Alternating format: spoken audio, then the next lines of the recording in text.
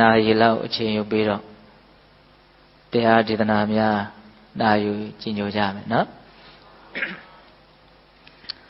ဒီကနေ့သာသနာတော်နှစ်2562ခုကောဇာတက္ကေ1389ခုတော်သလင်းလာပြီးကျော်10ရက်17ရက်လားတော်သလင်းလာပြီးကျော်17ရက်2019ခုနှစ်6လပိုင်း16ရက်စနေနေ့ညချမ်းခါကာလမှာစင်ကာပူနိုင်ငံမိုးကုတ်ဝိပဿနာတရားစဉ်နဲ့လုပ်ငန်းစဉ်ပြန်ပွားရေးပြည်ပအဖွဲ့ခွဲ1သစ္စာပါရမီဓမ္မရိပ်သာမှကြီးမှုပြီးတော့ဆင်ရင်ကျင်းပကြတဲ့360ကြိမ်မြောက်တနေ့တာဝိပဿနာလုပ်ပေတရားစခန်းဓမ္မဒါနအထိမ်းအမှတ်ဝါတွင်ကာလ2ရက်တာဓမ္မဒါနဓမ္မပူဇာတရားဝဲတဲ့မှာဒီကနေ့ပထမနေ့ရဲ့ညချမ်းကာလရသော်ဘုရားဟောကြားတော်မူခဲ့တဲ့တရားဒေသနာတော်တို့ကိုနာယူကြည်ညိုကြဖို့အလုံးစုဝိညာဉ်ညာရောက်ရှိလာကြတဲ့တရားဓမ္မပေါင်းတော်ကောင်းတို့ကိုဦးဇင်းတို့ဗာတရားဟောပြခြင်းလဲဆိုလို့ရှိရင်မေဇိမနိကေမေဇိမပါဏာတပါဠိတော်မှာလာရှိတဲ့မာဂန္ဒီယသုတ်တံလို့ဒီသုတ်တံမှာအတိကဟောကြားခြင်းခံရတဲ့မာဂန္ဒီပုံနာကြီးရဲ့နာမည်ကိုသုတ်တံရဲ့နာမည်ဖြစ်ဖြစ်မှတ်တမ်းတင်ထားတဲ့ကာမနဲ့ဘဝရဲ့အကြောင်းကိုမြတ်စွာဘုရားသိတော်မူမြင်တော်မူသည့်အလျော်စွာဥပမာအမျိုးမျိုးနဲ့ဟောကြားထားတဲ့ဒီတရားဒေသနာကိုဦးဇင်းတို့ပိဋကပေါင်းသူတော်ကောင်းတို့ကိုဟောမယ်လို့စီစဉ်ထားပါတယ်ဒီသုတ်တံကိုလည်းပဲဗုဒ္ဓဘာသာဝင်သူတော်စင်များအလွန်တရာကြာဘူးနာဝများကြတယ်ပေါ့နော်အကုန်လုံးကိုအစီအစဉ်တကြမကြဘူးအောင်တောင်မှဒီသုတ်တံတွေကတချို့သောနော်စကားတော်တွေကိုပိဋကပေါင်းသူတော်ကောင်းတို့မှတ်သားဘူးကြတယ်အလွန်နာမည်ကြီးတယ်ဒီသုတ်တံတွေကတချို့စကားတွေကာမရဲ့ပုံမှာမမောတဲ့လောဘဖြစ်တယ်ဆိုတာနူနာယောဂဆွဲတာနဲ့အတူတူပဲလို့ဒီဥမာလေးကိုလည်းပဲလူတိုင်းကြားဦးတယ်နော်အဲ့ဒါဒီသုတ်တံထဲမှာလာတဲ့စကားတော်ပေါ့ဒီသုတ်တံကိုဦးဇင်းတို့ပိဋကပေါင်းသူတော်ကောင်းတို့အသေးစိတ်နောက်ပိုင်းမှာလည်းပဲအချင်းယူပြီးတော့လေ့လာကြည့်စေခြင်းတယ်ဘာကိုရည်ညွှန်းပြီးတော့ဘလို့အကြောင်းအရာတွေကိုသိစီလိုတဲ့စိတ်နဲ့မြတ်စွာဘုရားဟောတော်မူခဲ့တယ်ဆိုတာလေးကိုစီစစ်ကြည့်စေခြင်းတာဦးဇင်းတို့နားလေတဲ့လောက်ကတော့ဒီသုတ်တံမှာအပိုင်း2ပိုင်းရှိတယ်ပေါ့အဲ့ဒါကပထမအပိုင်းကကာမရဲ့အကြောင်းကိုပြောပြတာဒုတိယပိုင်းကဘဝရဲ့အကြောင်းကိုပြောတာ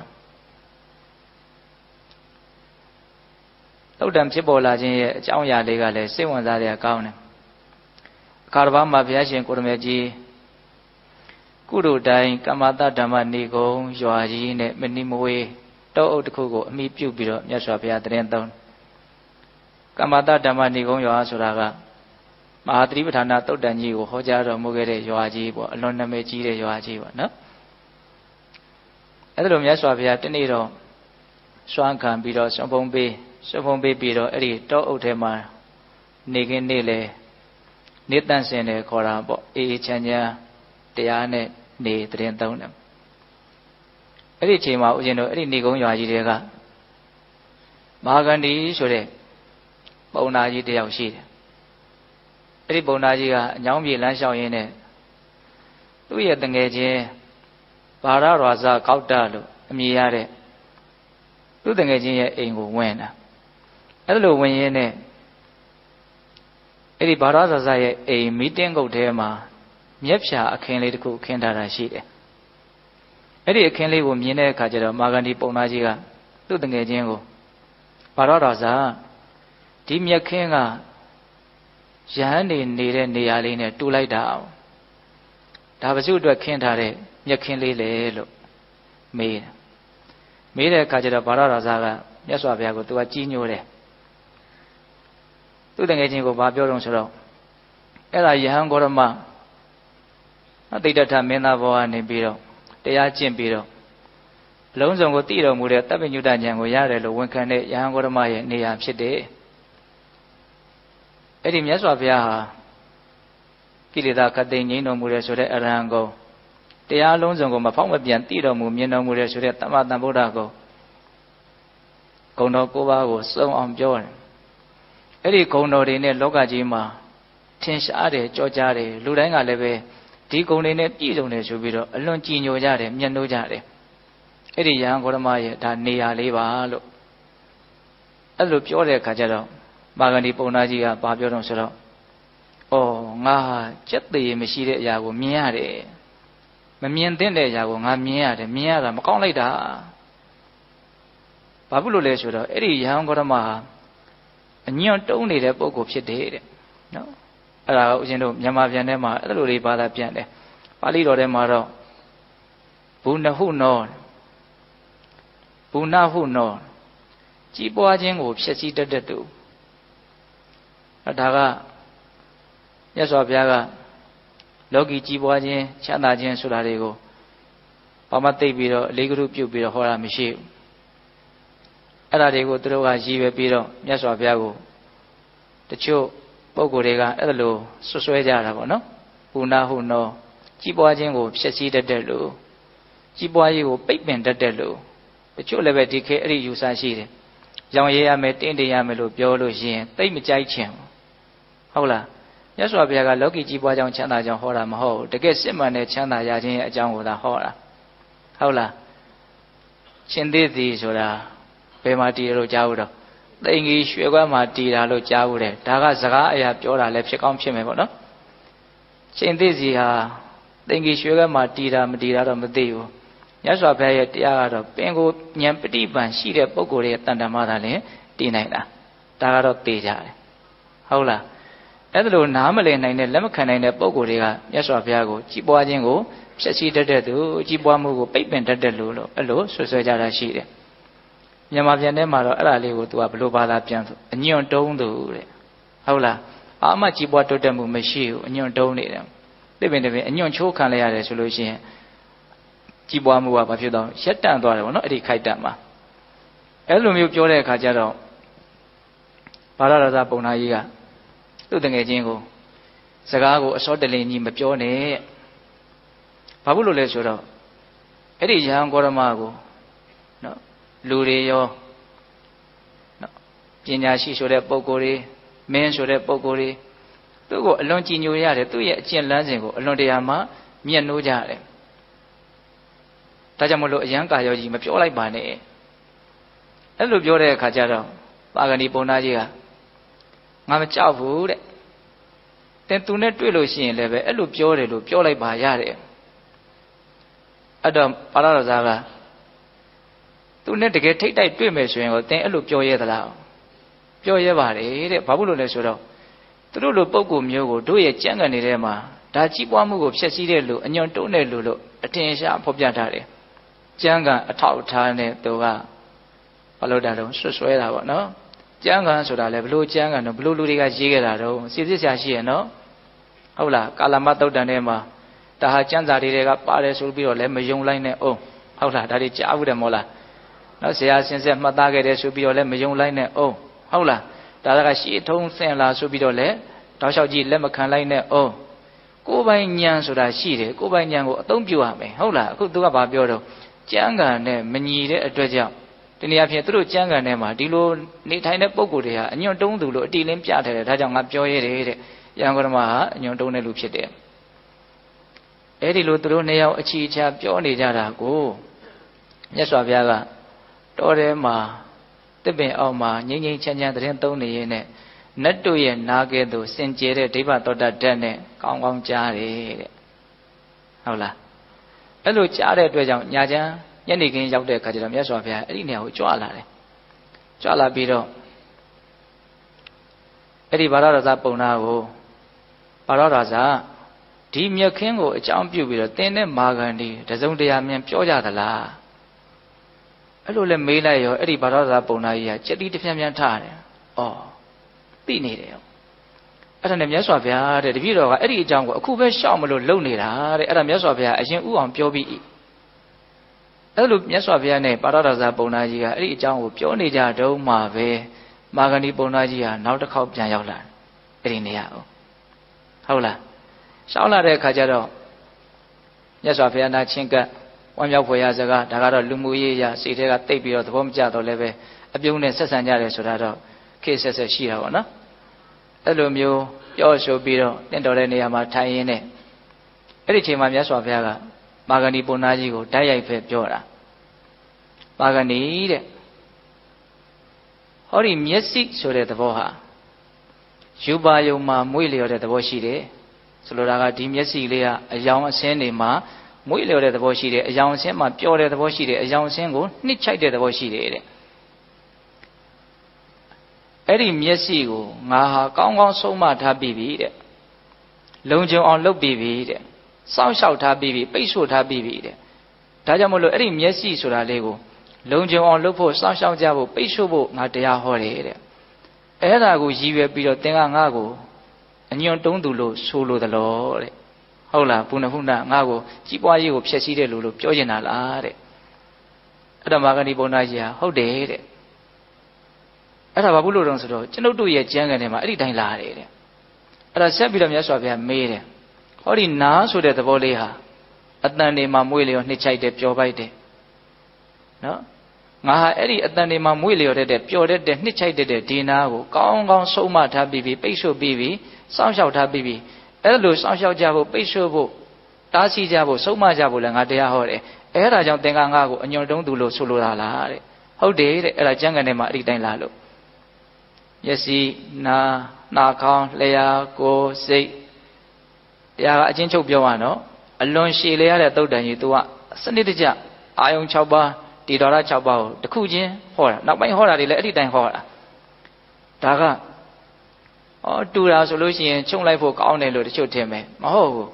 တချို့ဟာတွေဟာအသေးစိတ်ကိုစဉ်းစားမှဉာဏ်ကပို့ပြီးတော့ပွင့်တာအကျယ်ချက်ပြီးတော့နားလည်ဖို့လိုတယ်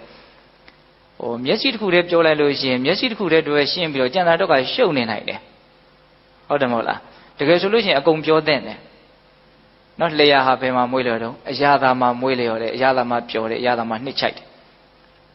နော်ကိုယ်ဆိုလို့ရှိရင်အတွေ့အထိမှာပျော်တယ်အပွေအထိမှာနှစ်ချိုက်တယ်အတွေ့အထိမှာမွေးလျော်တယ်စိတ်ဆိုလို့ရှိရင်အတွေးထဲမှာပျော်တယ်အတွေးထဲမှာနှစ်ချိုက်တယ်တွေးနေရရင်သဘောကျတယ်ဟုတ်လား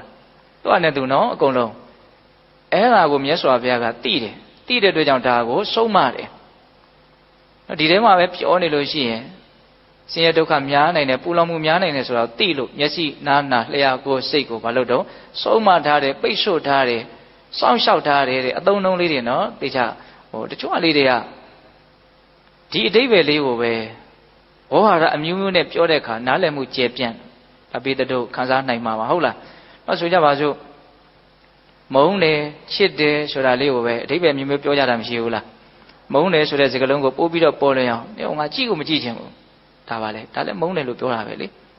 ညက်ကြောကိုမတည့်ဘူးနဲ့အတန်ကြားကိုမကြားချင်ဘူးဟော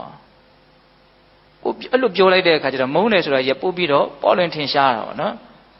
ဟုတ်တယ်မဟုတ်လားအခုလည်းပဲမြတ်စွာဘုရားဒီမျက်စိကိုဆုံးမထားတယ်ပိတ်ဆို့ထားတယ်စောင့်ရှောက်ထားတယ်လုံခြုံအောင်လုပ်ထားတယ်တဲ့အဲ့ဒါလိုလုပ်ကြဖို့လည်းတရားဟောတယ်အဲ့ဒါကြောင့်မလို့ငါ့ကိုသင်ကအညွန့်တုံးသူလို့ဆိုလိုတာလားတဲ့အဲ့တော့ဟိုကလည်းဗာပြောတော့ဟုတ်တယ်တဲ့ဘာလို့လဲတော့ကျမ်းဂန်မှာလာလို့တဲ့သူ့ဉာဏ်နဲ့သိလို့ပြောတာမဟုတ်ဘူးနော်ကျမ်းဂန်ထဲမှာလာတော့စာထဲမှာရေးထားလို့တဲ့ဟုတ်လားအဲ့တော့မြတ်စွာဘုရားကအကျိုးတင်အကြောင်းနဲ့သဘာဝကြကြဘလို့ဆက်ပြီးတော့မင်းရှိတုံးဆိုတော့ပါဂဏီတဲ့ဟောဒီလောကမှာတချို့လူတွေနော်သူတော်ကောင်းတွေကိုညှဉ်းညွန်းတာတချို့လူတွေဆိုတာဟုတ်လားတချို့လူတွေဟာဒီကာမနဲ့ပတ်သက်ပြီးတော့ဒီအာယုန်တွေနဲ့ပတ်သက်ပြီးတော့မွေးလျော်ဘူးကြတယ်ပျော်ဘူးကြတယ်ဒါပေမဲ့နောက်တစ်ချိန်မှာအဲ့ဒီကာမရဲ့အပြစ်ကိုမြင်ပြီးတော့နော်ဆိုလိုတာကကာမဆိုတာဒီနေရာမှာအယောင်ဆင်းရဲ့အတန်ရဲ့အနတ်ရဲ့ရတာရဲ့အတွေ့အထိရဲ့၅မျိုးပေါ့နော်အဲ့ဒါကိုပျော်ပါဘူးကြတယ်ခံစားဘူးကြတယ်ဒါရဲ့အကြောင်းကိုသိတယ်နောက်ကြတော့သူဘလို့ဖြစ်သွားတော့ဆိုတော့ဒီကာမရဲ့သမုဒိယံစဖြစ်ခြင်းအထင်ကမေစချုပ်ပြောက်ခြင်းအတ္တတင်စတာယာပွဲအာဒီနဝအပြစ်နိတရဏထွက်မြောက်မှု၅မျိုးပြောတယ်သိချာနားထောင်နော်ကာမဖြစ်ပေါ်လာပုံကာမပျက်စီးသွားပုံကာမရဲ့တာယာပွဲကာမရဲ့အပြစ်ကာမကထွက်မြောက်ရ အဲ့ဒီ၅မျိုးကိုတိသွားတယ်တဲ့ဒါမှကာမကိုတကယ်တိတယ်လို့ခေါ်တယ်နော်အဲ့ဒါကိုအသေးစိတ်ပြောမယ်ဆိုရင်အများကြီးပြောကြကောင်းတယ်အဲ့ဒီလိုမျိုးကာမနဲ့ပတ်သက်ပြီးတော့တိသွားတဲ့အခါကျတော့သူ့စိတ်ထဲမှာကာမရဲ့ပုံမှာစွဲမဲ့မှုကင်းသွားတယ်ကာမကြောင့်ပူလောင်မှုဆိုတာမရှိဘူးဟုတ်လားအဲ့တော့သူ့ရဲ့စိတ်ထဲမှာအစ္ဆတံဝုပတနာစိတ်တော်ဝိရိယအတွင်းထဲမှာငြင်းအေးတဲ့စိတ်နဲ့သူချမ်းချမ်းသာသာနေနိုင်တယ်တဲ့မြင်ရမှကြီးချမ်းသာတာမဟုတ်ဘူးကြားနေရမှကြီးချမ်းသာတာမဟုတ်ဘူးနော်နားလည်ဖို့လိုတယ်ဟုတ်လားရူပပရိလာဟံအဲ့ဒီယူပါယုံဒီဟုသောကာမကြောင့်ဖြစ်နေတဲ့ပူလောင်မှုတွေကိုပฏิဝိနောတိတဝပယ်ရှားပြီးတော့ဝိကတပိပါတော်တယ်အဲ့ဒါရဲ့ပုံမှာဆာလောင်တဲ့စိတ်တွေကင်းပြီးတော့မြင်ကျင်တာကြားကျင်တာနမ်းရှူကျင်တာစားတောက်ကျင်တာတွေ့ထိကျင်တာအဲ့ဒီဆာလောင်မှုတွေကင်းသွားတယ်ဝိကတပိပါဒဘာလို့ကင်းသွားတော့စောစောကပြောတယ်၅မျိုးနော်ကာမရဲ့ဖြစ်ပေါ်လာပုံကြောက်ွယ်သွားပုံตาရပွဲအပြစ်ထွက်မြောက်ရအဲ့ဒီ၅မျိုးကိုသိတဲ့အခါမှာသူ့မှာဆာလောင်မှုကင်းသွားတယ်ကာမရဲ့ပုံမှာလိုချင်မမမှုကင်းသွားတယ်အဲ့လိုကင်းသွားတော့ဘာဖြစ်တော့အစ္ဆတံဥပတန္တစိတ်တော်ဝိရိယသူ့ရဲ့အတွင်းထဲမှာအစ္ဆတံဆိုအတွင်းပေါ့နော်ဥပတန္တဆိုငြိမ်းအေးတဲ့စိတ်နဲ့ဝိရိယသူနေနေတယ်တဲ့အဲ့လိုနေနေတဲ့ပုဂ္ဂိုလ်ကိုသင်ဘာပြောခြင်းတလဲတဲ့ဘာမှပြောစရာရှိပါသလဲတဲ့အဲ့လိုမေးတဲ့အခါကျတော့အဲ့လိုနေတဲ့ပုဂ္ဂိုလ်တော့ဘာမှပြောစရာတော့မရှိပါဘူးတဲ့။ကဲဘာပြောစရာရှိတော့ဘာမှပြောစရာမရှိဘူး။နော်ကာမရဲ့အကြောင်းကိုသိပြီးတော့တစ်ချိန်လုံးကကာမနဲ့သူပြောခဲ့ဘူးတဲ့။သို့တော့ကာမရဲ့အကြောင်းကိုသေချာသိပြီးတော့ကာမရဲ့ပုံမှာဆွဲမဲ့မှုကင်းပြီးတော့သူ့စိတ်ထဲမှာချမ်းချမ်းသာသာလေးနေနေတာကိုဘာပြောစရာရှိသလဲတဲ့။ဘာမှအပြစ်ပြောစရာရှိသလဲလို့မေးတာ။အပြစ်ပြောစရာရှိလားမရှိပါဘူး။သူငြိမ်ငြိမ်ချမ်းချမ်းနေတာပဲလေ။သူမလိုချင်တဲ့စိတ်နဲ့သူအေးအေးဆေးဆေးနဲ့မလိုချင်တော့မရှာဘူးပေါ့မရှာတော့မစင်ရဘူးပေါ့မပင်ပန်းဘူးပေါ့ဒါပဲလေဟုတ်တယ်မဟုတ်လားအဲ့ဒါကိုဘာပြောစရာရှိလဲဒါပေမဲ့ခက်တာဟာကိုမနေနိုင်လို့ကိုယ့်ကိုရှာတာကိုနေနိုင်လို့မရှာတဲ့လူကိုအပြစ်မြင်နေတာမခက်ဘူးလားခက်တယ်အဲ့ဒီသဘောပေါ့နော်အဲ့ဒါတစ်ခုချင်းအဲ့ဒါကိုလည်းမေးတယ်နော်ယူပါယုံတတ္တယုံကန္တယုံရတ္တယုံဖုဒ္ဓဘာယုံအဲ့လိုမျိုးမေးပြီးတော့မြတ်စွာဘုရားပါကဏီတဲ့ငါလည်းပဲတစ်ချိန်လုံးကသူရဲ့ကိုယ်လေးကိုပုံမလင်းလင်းပြောတာနော်မြတ်စွာဘုရားအဲ့ဒီကာမကိုအလျံပဲပြည့်ပြည့်စုံစုံလုံလုံလောက်လောက်ပျော်ပျော်ပါပါကြီးငါခံစားခဲ့ဘူးတဲ့။နေရာသည်စံတန်းတော်မိုးရာသည်စံတန်းတော်စောင်းရာသည်စံတန်းတော်ကြားဦးတယ်မဟုတ်လား။နော်တီးတာမုတ်တာကာရာဆိုတာတွေထဲမှာယောက်ျားမပါဘူး။ဟုတ်လား။အလွန်နူးညံ့သိမ်မွေ့စားအဲ့ဒီပြတ်သက်ပေါ်ကမခင်းမစင်းပဲနဲ့ကာမကိုအလွန်ပြည့်ပြည့်စုံစုံလုံလုံလောက်လောက်တဲ့ပြောပုံလေးနော်။အဲ့လိုကြီးသူပျော်ပျော်ပါပါနေခဲ့ဘူးပါလေတဲ့။နောက်တော့ငါဟာအဲ့ဒီကာမရဲ့ဖြစ်ပေါ်လာပုံကာမရဲ့အနှစ်သာရကင်းမဲ့ပြီးတော့ပျောက်ကွယ်သွားပုံအဲ့ဒီကာမရဲ့ตาရာစရာကောင်းတဲ့အချက်ကာမရဲ့အပြစ်အနာစာအဲ့ဒီကာမကလွတ်မြောက်ရထွက်မြောက်ရအဲ့ဒါတွေကိုငါသိလာတဲ့အခါမှာမြတ်စွာဘုရားရဲ့စိတ်ထဲမှာခုနတုန်းကပြောသလိုကာမကြောင့်ဖြစ်တဲ့ပူလောင်မှုဖယ်ရှားလိုက်ပြီးကာမရဲ့ပုံမှာစာလောင်မှုသိမ့်မှုကင်းကွာသွားပြီဒါကြောင့်မြတ်စွာဘုရားရဲ့အတွင်းစိတ်ဟာအစ္ဆတံဥပတန္တစိတ်တော်အလွန်ငြိမ်းအေးတဲ့စိတ်နဲ့သူနေတယ်တဲ့မြတ်စွာဘုရားသူ့ကိုယ်သူပြောတာနော်အလွန်ငြိမ်းအေးတဲ့စိတ်နဲ့နေတဲ့အတွက်ကြောင့်အဲ့ဒီအချိန်မှာကာမကိုခံစားနေကြတဲ့ကာမကိုမဲ့မောပြီးတော့ရှားဖွေးနေကြတဲ့ကာမတော်ထဲမှာနစ်နေကြတဲ့တခြားပုဂ္ဂိုလ်တွေကိုငါတွေ့တယ်တွေ့တဲ့အခါမှာငါစိတ်ထဲမှာအဲ့ဒီကာမကိုပြန်ပြီးတော့ခံစားလိုတဲ့စိတ်ကာမကိုတောင့်တတဲ့စိတ်ငါမှဖြစ်မလာဘူးတဲ့ဒါလက်တွေ့ပြောတာနော်သူ့ကိုယ်သူပြောတာနော်မြတ်စွာဘုရားအဲ့ဒါကိုလည်းအာယုန်နေနဲ့အကုန်လုံးကပ်ပြီးတော့ပြောတာကာမရဲ့ပုံမှာတိမြင်မှုတွေပြည့်စုံသွားတဲ့အခါမှာကာမရဲ့ပုံမှာစာလောင်မှုကင်းပြီးတော့အတွင်းမှာငြိမ်းအေးတဲ့စိတ်နဲ့နေနိုင်သွားတယ်အဲ့ဒီအချိန်မှာတစုံတစ်ယောက်တခြားသောပုဂ္ဂိုလ်တွေခံစားနေတာကိုမြင်ရတယ်တွေ့ရတယ်သို့တော့သူ့စိတ်ထဲမှာအဲ့ဒါကိုအားကျပြီးတော့တောင့်တတဲ့သဘောမရှိဘူးတဲ့အဲ့ဒါကိုဘယ်လိုဥမာပေးတယ်ထင်တော့လူတစ်ယောက်ကုသိုလ်ကောင်းမှုတွေအများကြီးပြည့်စုံလို့သိတဲ့အခါကျတော့နတ်ဖြစ်တယ်ဆိုကြပါစို့တဲ့အလွန်ချမ်းသာတဲ့နတ်ပြည်ကိုရောက်တယ်အဲ့လိုနတ်ဖြစ်သွားတဲ့ပုဂ္ဂိုလ်ဟာနတ်စည်းစိမ်နဲ့ပြည့်ပြည့်စုံစုံချမ်းချမ်းသာသာကြီးနေနေရတဲ့ခိုက်တံမှာသူလူဘဝတုန်းကဖြစ်ခဲ့တဲ့လူစည်းစိမ်ကိုပြန်ပြီးတော့တောင့်တတယ်ဆိုတာဖြစ်နိုင်မလားတဲ့မဖြစ်နိုင်ဘူးတဲ့ဘာလို့ဆိုနတ်စည်းစိမ်ဟာလူစည်းစိမ်တဲ့အစမတန်ကြီးကျယ်လို့ပဲအဲ့ဒါလိုပဲတဲ့ငါဟာနတ်စည်းစိမ်ထက်တောင်ကြီးကျယ်တဲ့စိတ်ရဲ့ချမ်းသာမှုကိုငါရထားတယ်အကုသိုလ်တွေကင်းကွာပြီးတော့ကာမရဲ့ပုံမှာစာလောက်မှုသိမ့်မှုကင်းပြီးတော့တဲ့ပြောရရင်တရားကြောင့်ဖြစ်တဲ့ချမ်းသာသစ္စာသိမှုကြောင့်ဖြစ်တဲ့ချမ်းသာအဲ့ဒီချမ်းသာကိုငါရထားတဲ့အတွက်ကြောင့်နော်နတ်ပြည်မှာရောက်နေတဲ့ပုဂ္ဂိုလ်ဟာလူစည်းစိမ်ကိုမတောင့်တတယ်လို့မျိုး တရားချမ်းသာနဲ့ပြည့်စုံနေတဲ့အဲ့ဒီပုဂ္ဂိုလ်ဟာကာမချမ်းသာကိုတောင့်တเสียအကြောင်းမရှိဘူးတဲ့နော်ဒါကနဲ့ဥမာပေးတာနောက်ဆက်ပြီးတော့ဥမာပေးတာကပေတတုအလွန်ကြားဘူးနားပါများတဲ့ဥမာပေါ့နော်အဲ့ဒါကဘာလဲနုနာယောဂနော်လူတယောက်နုနာယောဂဆွဲတယ်အမြဲတမ်းမိခင်နေရတယ်နုနာယောဂပိုးတွေကထိုးလို့နော်အပူတက်ကလေးပေးလိုက်တယ်ဆိုရင်ပိုးတွေကနည်းနည်းလေးပြန်ပြီးတော့ငြိမ်သွားတယ်အဲ့ဒီမှာနည်းနည်းလေးတက်တာခွင့်ရတယ်အထိုးလာပြန်ပြီဆိုလို့ရှိရင်ကုတ်ရတယ်ဖဲ့ရတယ်ကုတ်လို့ဖဲ့လို့မတက်တာလာဖို့ဆိုရင်မိကြီးကရဲရဲဘလောက်ပဲပူပူအဲ့ဒါကိုกินလိုက်မှကတ်လိုက်မှပိုးတွေကနှောက်ဆုပ်သွားတဲ့အခါပိုးတွေငြိမ်သွားတဲ့အခါမှာတက်တာခွင့်ကိုရတယ်กินမှများတဲ့အခါကျတော့သူဘာဖြစ်တုံးဆိုဒီအနာကြီးကကြက်ပြီးတော့ပုတ်တယ်ပွားတယ်ကုတ်ဖဲ့ရတယ်အရန်ဆင်းရဲတယ်ဒါပေမဲ့မိခင်နေတဲ့အခိုက်အတန့်မှာတော့ပိုးတွေကငြိမ်သွားတဲ့အတွက်ကြောင့်နည်းနည်းလေးတက်တာဟုတ်လားအဲ့လိုနုနာယောဂဆွဲနေတဲ့လူတယောက်အဲ့ဒါကိုသူ့ရဲ့ဆွေတွေမျိုးတွေမိသားစုဝင်တွေကနော်ဆရာကောင်းတမကောင်းနဲ့ဆေးဆရာကောင်းတွေရှားဖွေပြီးတော့ကောင်းကောင်းကုလိုက်လို့နုနာယောဂပျောက်သွားပြီဆိုရပါစို့တဲ့နုနာယောဂပျောက်သွားပြီဆိုတဲ့အခါကျတော့တခြားသူ့လိုပဲနုနာယောဂဆွဲပြီးတော့မိခင်နေရတဲ့ပုံကိုယ်တွေကုတ်ဖဲ့နေရတဲ့ပုံကိုယ်နုနာယောဂတွေကိုတွေ့တဲ့အခါမှာမိခင်လိုစိတ်ကုတ်ဖဲ့လိုတဲ့စိတ်သူ့မှာဖြစ်နိုင်မလားတဲ့မဖြစ်နိုင်ဘူး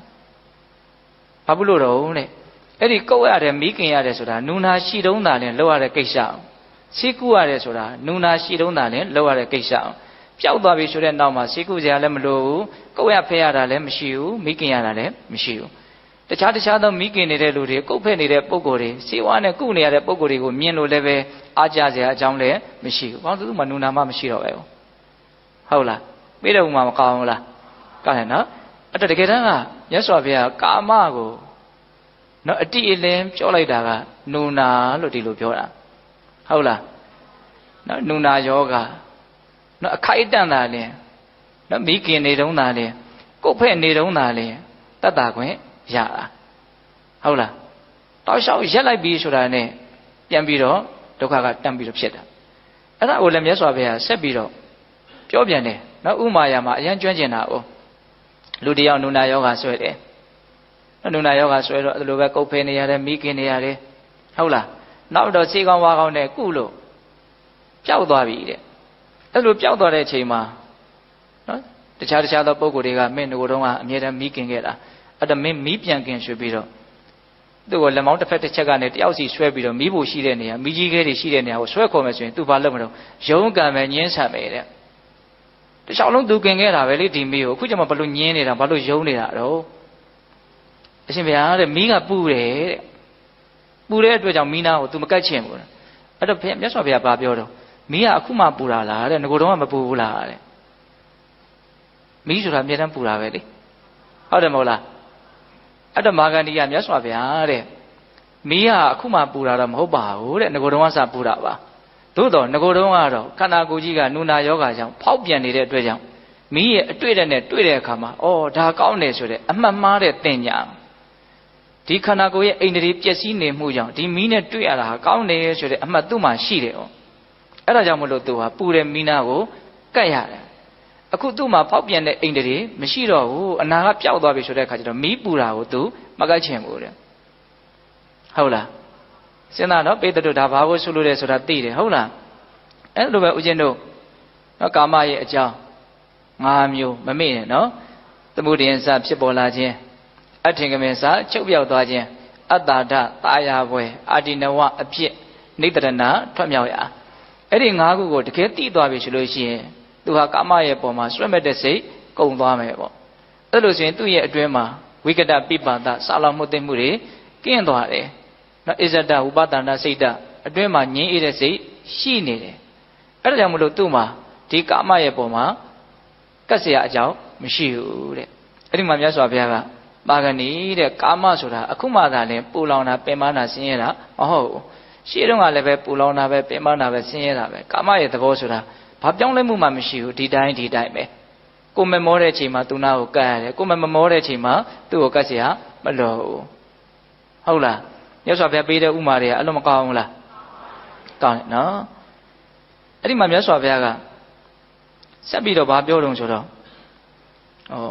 ဒီကာမတွေကိုမဖယ်ရှားပဲနဲ့ ဒီအတွင်းစိတ်ထဲမှာစစ်မှန်တဲ့ငြိမ်းအေးမှုကိုရတဲ့ပုံကိုရဲ့လို့ရှေ့တုန်းကရှိတယ်လို့သင်ကြားဘူးသလားတဲ့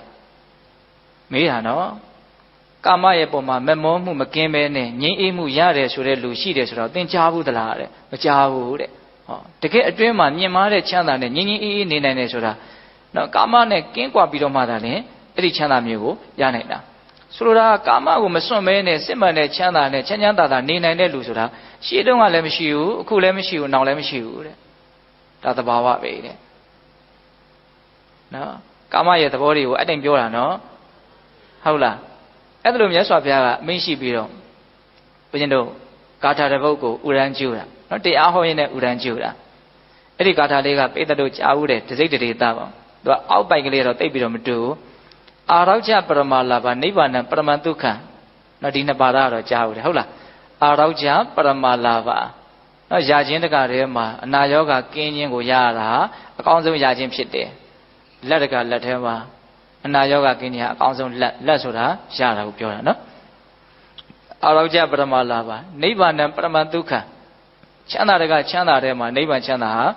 အမှုမြတ်ဆုံးဖြစ်တယ်ဟုတ်လားနောက်နှစ်ပါးဘာပြောတော့အထင်ကြီးကောဇမက္ခဏခေမအမတဂါမိနဘေးကင်းရာအစစ်ဖြစ်တဲ့နိဗ္ဗာန်မသေးရာအစစ်ဖြစ်တဲ့နိဗ္ဗာန်ကိုရစေတတ်တဲ့မဂ်ခင်၈ပါးဆိုတာကလည်းပဲလောကမှာအမျက်ဆုံးဖြစ်တယ်လို့ဒီလိုပြောတာအဲ့ဒီဂါထာလေးကိုမြတ်စွာဘုရားကဥဒန်းကျူးတာပါတရားဟောရင်းနဲ့အဲ့လိုလဲဥဒန်းကျူးလိုက်ရောမာဂရီပုံသားကြီးကဘာပြောတော့ဆိုတော့ဩစရာကောင်းလိုက်တာတဲ့အဲ့ဒီစာဟာသူတို့ကျမ်းဂန်ထဲမှာပါတယ်တဲ့ဟုတ်လားအဲ့ဒီစာပါတဲ့တော့သူတို့ကျမ်းထဲမှာပါတယ်တဲ့ဟုတ်တယ်တဲ့လက်တကလက်ထဲမှာအနာရောဂါကင်းခြင်းဟာအကောင်းဆုံးလက်ဖြစ်တယ်ချမ်းသာတကချမ်းသာထဲမှာနိဗ္ဗာန်ချမ်းသာဟာအကောင်းဆုံးချမ်းသာဖြစ်တယ်သူကထောက်ခံအဲ့တော့မြတ်စွာဘုရားကဒီလူတကယ်သိလို့ထောက်ခံတာလားဘယ်ဟုတ်ပါတော့သူသိတဲ့အသေးကအပေါ်ယံပဲအဲ့တော့ねမြတ်စွာဘုရားသူ့ကိုမေးတာ။ကိုင်နေစမ်းပါဦးအဲ့လိုဆိုလို့ရှိရင်နော်အနာရောဂါကင်းခြင်းဟာအကောင်းဆုံးလက်ဖြစ်တယ်။နိဗ္ဗာန်ဟာအကောင်းဆုံးချမ်းသာဖြစ်တယ်ဆိုရင်အနာရောဂါကင်းတယ်ဆိုတာဘာကိုပြောတာတော့နိဗ္ဗာန်ချမ်းသာဆိုတာဘာကိုပြောတာတော့လို့သူ့ကိုမေးတာ။အာရောကျအနာကင်းတယ်ဆိုတာဘယ်ဟာကိုပြောတာတော့နော်ချမ်းသာတယ်ငြိမ်းအေးမှုနိဗ္ဗာန်ဆိုတာဘာကိုပြောတာတော့အဲ့လိုပြောလိုက်တဲ့အခါကျတော့မာဂန္ဒီပုံနာကြီးကသူ့ခန္ဓာကိုယ်ကိုသုံးသပ်ပြတယ်တဲ့သူ့ခန္ဓာကိုယ်ပြတယ်တိရကုဆိုတော်ဘုရားကြီးငယ်ငယ်ရဟောတဲ့ဘဝတန်ဖိုးဆိုတဲ့တရားလေးတချို့နာဘူးမယ်နော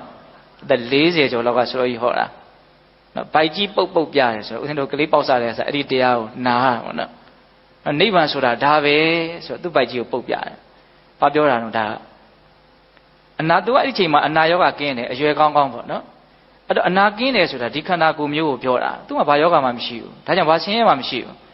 ဒါကြောင့်နိဗ္ဗာန်ဆိုတာဒီခန္ဓာကိုယ်ကြီးကိုပြောတာပဲအနာကင်းတယ်ဆိုတာလေဒီခန္ဓာကိုယ်ကြီးကိုပြောတာပဲသူသိတဲ့ချမ်းသာကဒီခန္ဓာကိုယ်နဲ့ခံစားလို့ရတဲ့ချမ်းသာတော့ပဲသိဟုတ်လားဒီခန္ဓာကိုယ်အနာယောဂကင်းလို့အစသာရာဆင်းပြေးနေတဲ့အနေအထားကင်တတ်တဲ့ချမ်းသာတာဘာရှိအောင်မလို့တခြားပင်ပန်းခံပြီးတော့ဘာရှာနေမလို့ကိုယ့်ကိုကောင်းနေပြီးသားပဲ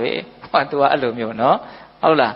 းအဲ့တော့အနာကင်းတယ်ဆိုတာဘာကိုပြောတာလဲဒုက္ခနာကိုကြီးကိုထိုးပြနော်ဒီခန္ဓာကိုပြောတာနိဗ္ဗာန်ဆိုတာလေဒီခန္ဓာကိုပြောတာဒုက္ခနာကိုသုံးသပ်ပြတယ်အဲ့တော့မြတ်စွာဘုရားကနော်ဘယ်လိုပြောရမလဲတာမန်အနေနဲ့ပြောရမှာဆိုတော့တော်တော်စိတ်ပြည့်စရာကောင်းတဲ့အနေထားဖြစ်သွားမှာပေါ့နော်ဟုတ်လားအဲ့ဒါမြတ်စွာဘုရားဘာပြောတော့ဆိုတော့သူ့ကိုဘာလို့မပြောသေးဘူးသိလားဥပမာတစ်ခုထပ်ပေးလိုက်တယ်အဲ့ဒီဥမာကဘာတုံးဆိုတော့မာဂဏီတဲ့အမေမွေးတဲ့ဆာကန်းလာတဲ့လူတစ်ယောက်အယောင်အဆင်းဆိုတော့ဘာမှမသိခဲ့ဘူးတဲ့လူတစ်ယောက်အမေမွေးတဲ့ဆာကန်းလာအဲ့ဒီလူကအသက်ကြီးလာတဲ့အခါကျတော့အရွယ်ရောက်လာတဲ့အခါတော့ပြောတန်ကြားတယ်အော်အဝိဖြူကလေးများတန့်ရှင်းလိုက်တာအဝိဖြူကလေးတန့်ရှင်းတယ်အဝိဖြူလေးများဝတ်ထိုင်အလွန်ကြည့်ကောင်းတယ်တင့်တယ်အဲ့လိုပြောတန်ကြားတဲ့အခါကျတော့ तू အဝိဖြူအရန်ဝတ်ချင်ဝိဖြူကို तू မြင်ဘူးသလားအမြင်ဘူးညင်နွမ်းတာလည်းမသိဘူးဖြူရှင်တာလည်းမသိဘူးဘာမှမသိဘူးအယောင်ဆိုရင် तू ဘာမှမသိဘူးဒါအဝိဖြူကိုပြောတန်ကြားတဲ့ तू ကအလွန်ဝတ်ချင်တဲ့အခါကျတော့ तू ကိုဝိဖြူလေးဝတ်ပေးပါလို့တောင်းဆိုတယ်ဝန်တွင်ကန်းကအဲ့လိုတောင်းဆိုတဲ့အခါကျတော့နည်းနည်းအစအနောက်တန်တဲ့လူတစ်ယောက်ကညှတာမှုလဲကင်းတယ်နဲ့တူပါရဲ့အဲ့ဒီလူကအေးမင်းဝိဖြူဝတ်ချင်လာရင်ဝိဖြူဝတ်ပေးမယ်ဝိဖြူပေးမယ်ဆိုပြီးတော့ယုံလောက်အောင်သူ့ကိုပြောတယ်တကယ်ဘာကြီးဝတ်ပေးတော့ဆိုတော့စီကြီးတွေနဲ့ပေးကြံနေတဲ့မဲတူနေတဲ့အဝတ်နွမ်းကြီးဝတ်ပေးထားတယ်ဟိုအဝတ်ဖြူလို့ပြောတော့ तू ကအဲ့ဒါကိုဝတ်ဖြူလို့လက်ခံတယ် အဲ့ဒါလူတွေ့တိုင်းသူကငါအဝတ်ဖြူလေးနဲ့ကြည့်ကောင်းလားမေးတယ်သူကဘလို့ထင်းနေတာအဲ့ဒါကိုအဝတ်ဖြူလို့ထင်းနေတာသူတကယ်ဝတ်ထားတာကဘာလဲစီကြီးပေးနေတဲ့အဝတ်ကြီးပဲဒါပေမဲ့သူစိတ်ထဲမှာဘလို့ထင်းနေတာတော့ဝတ်ဖြူလို့ပဲထင်းနေတာဘာလို့ထင်းတာတော့ဟိုလူကပြောလို့သူမြင်တာမဟုတ်ဘူးနော်